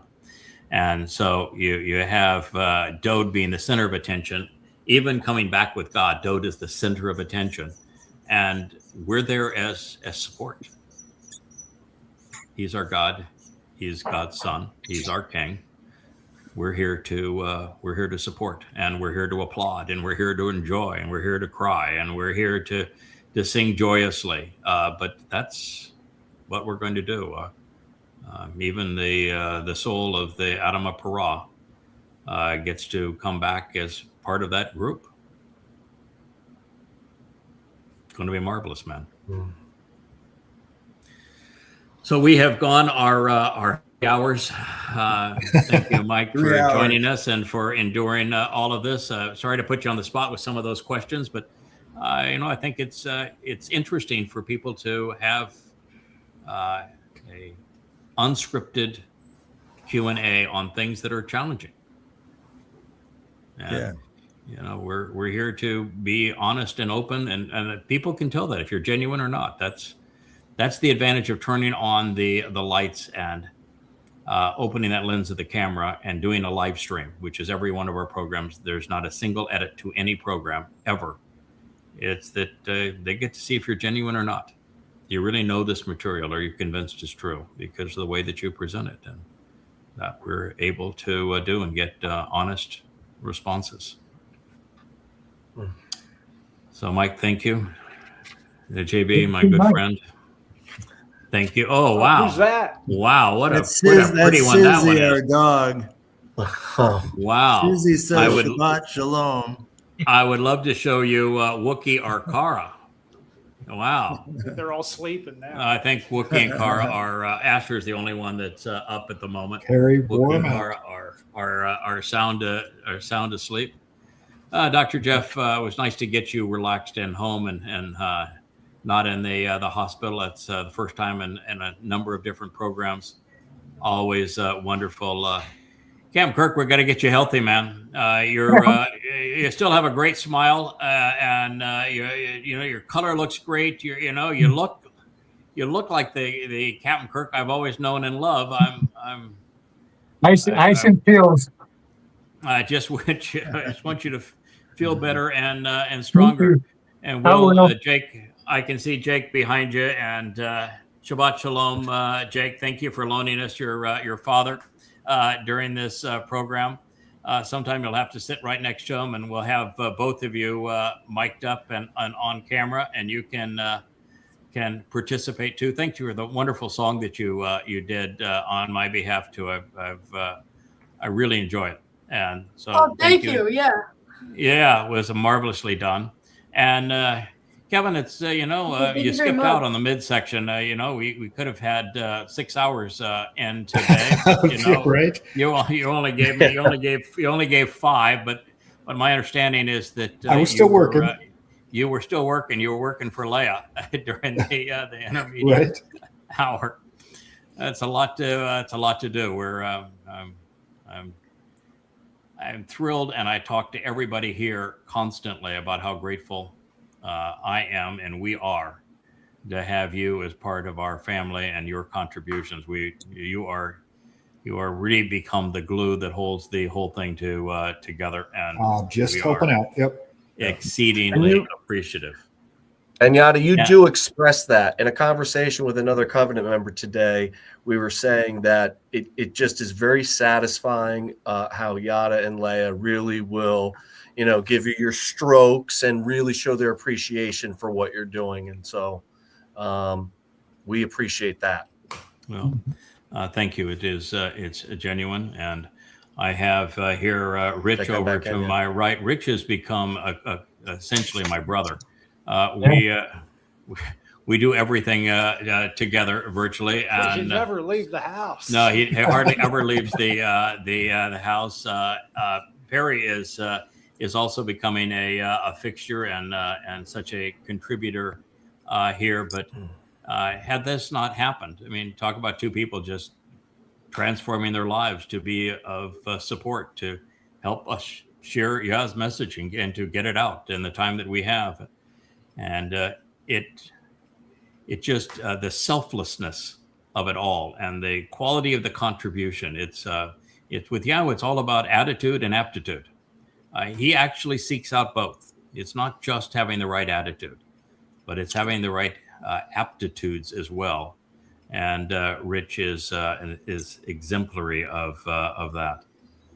Somebody had to come down here and help. Yeah, and I see the stress that it puts on you guys as a family. It does. I mean, this is this is a 14-hour a day job, 7 days a week, and it is it's in the frying pan most of the time. There's a lot. I gotta say that Rich has that wonderful, marvelous Elliot charm. He does. It even looks like Elia. I'm expecting Elia to, in fact, for what I can tell, Rich might even be Elia. Who knows? But he really has the whole role of. Well, we don't like people, so we got that in common. This is true. And Perry has been our man on scene regarding taming our AI and going through our glossary, even getting the new superscript on the words accurate, so that we show which are ain and enough. It's the first time it's ever been done. But it's already permeating all of our books, and we're working together to train our AI and to make certain that we're being responsible in this regard, because lots of things are twisted and used against us, and that's not the intent. But we also have many benefits. And hopefully within the next couple of days, we're going to have the community up. And I've just had one day of experimenting with it and communicating with family members. You weren't supposed to be experimenting with it. I know, but I found it, and I was having a great time with it. And it is just marvelous. It is open messaging where everybody can contribute to any theme, any post. And then it's also private messaging. So we've made our website the place to go. You don't have to hang on Facebook to instant message there. You can instant message anybody just on the website. Wow. There you go. And let's give Joe Page a shout out. He's the bomb. Absolutely. Oh, yeah. Absolutely. I am so pleased to have had Joe Page be part of my life for 30 some odd years. A man of just exemplary character. But Joe is the epitome of attitude and aptitude. He has just mind-boggling proficiency in his ability to code and to do the kinds of things we want, with a keen eye for how things are going to look, and with just exemplary character. He's kind of the ideal Yahowah soul. And he's also a bit of a rogue. He's kind of the ideal person that Yahowah likes to work with, and it's so appealing to me to know that we'll be able to work together collaboratively on Yahowah's digital library and digital footprint for the next 1,000 years. So that's a relationship that means a lot to me and a lot to us. And, as it turned out, just so how things develop, Joe's been here now a couple of 3 times, and he and Leah have become exceedingly close. I think that he talks to Leah even more than you do, Kevin, and probably more than I get to talk to her. They're on the phone all the time working on things, and they have just this marvelous, close, productive relationship. But it's multi-layered. It's a very caring and supportive, mutually supportive relationship. It's kind of ideal, as you would expect in a covenant family. Of people. You have that same relationship with her, and you do as well, Rich. You're developing it as well, Perry. It's that, and Jeff, you're on the phone with Leah all the time too. And it's her exceedingly well, and the rough edges and the brilliant glow. And it's, I think, exactly as Yahowah would have intended for us to get together as brothers and sisters. Very Ruthful. Yeah, very Ruthful. Let's play the song on our way out, and we'll finish our program just with that beautiful song, if you wouldn't mind serving it up one more time. Shabbat Shalom to everyone. Thank you for all contributing. Thank you for being a newbie on the show. Yep, and there we go. Pretty.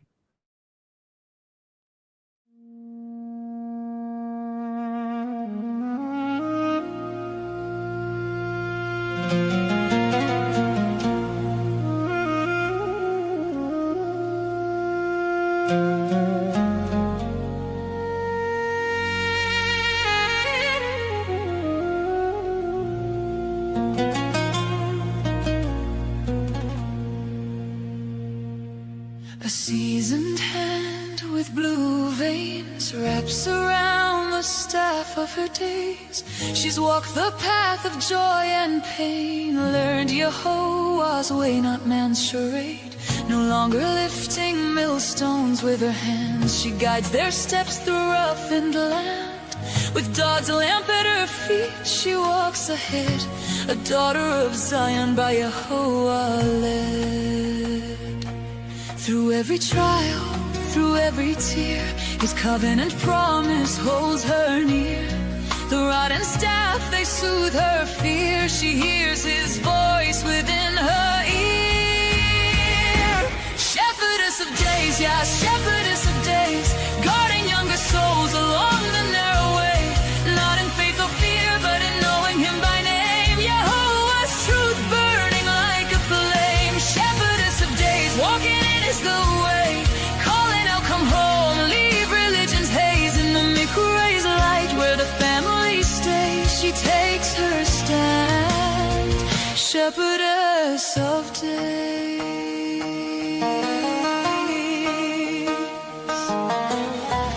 Her delicate hands like maps of care, each line a story Yah has shared. From Pesach's door to Matzah's bread, from Bikurim life to Shabuwah spread. She counts the days till Yah's return, where Dowd will reign and nations learn. She calls out in Yahweh's true name, strips off the masks of man-made shame. Not church, no mosque, not rabbi's rule, but Torah's voice, the only school. In Yehuda's song sung in God's refrains, Israel will delight like a calf. She leads them out of Babel's chain. Shepherdess of days, Yahweh, shepherdess of days, guarding younger souls along the narrow way. Not in faith or fear, but in knowing him by name. Yahowah's light burning like a flame. Shepherdess of days, walking in his Torah ways, calling out, come home, leave religion's haze. In Mikuray's plain where the family stays, she stands his shepherdess of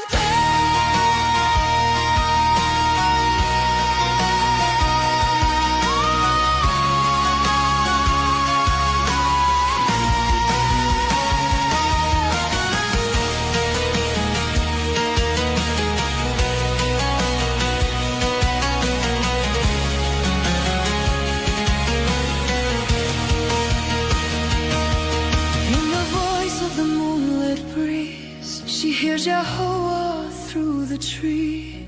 My daughter, caught out, invite them home out of Mitzrayim. Take my hand, we'll walk these days. I'll wipe away inherited fears. The covenant stands, it never decays. Beloved daughter of Zion. Sing unto Yahowah, desolate woman, she who has never panted in labor, she who has no child of her own. Sing clearly and joyfully, for you will become a mother. In family tents beneath the stars, she points and speaks of scars of how the Lamb opened the door, that Yahweh's children live forevermore. She traced the song for open sky, the scripted promise for Yah's reply. In every step, her staff and song call wandering souls where they belong.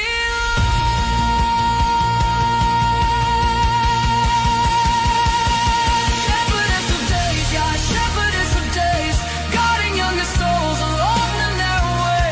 Not in faith or fear, but in knowing him by name. Yahowah's Amah burning like a flame. Shepherdess of days, walking in his Torah.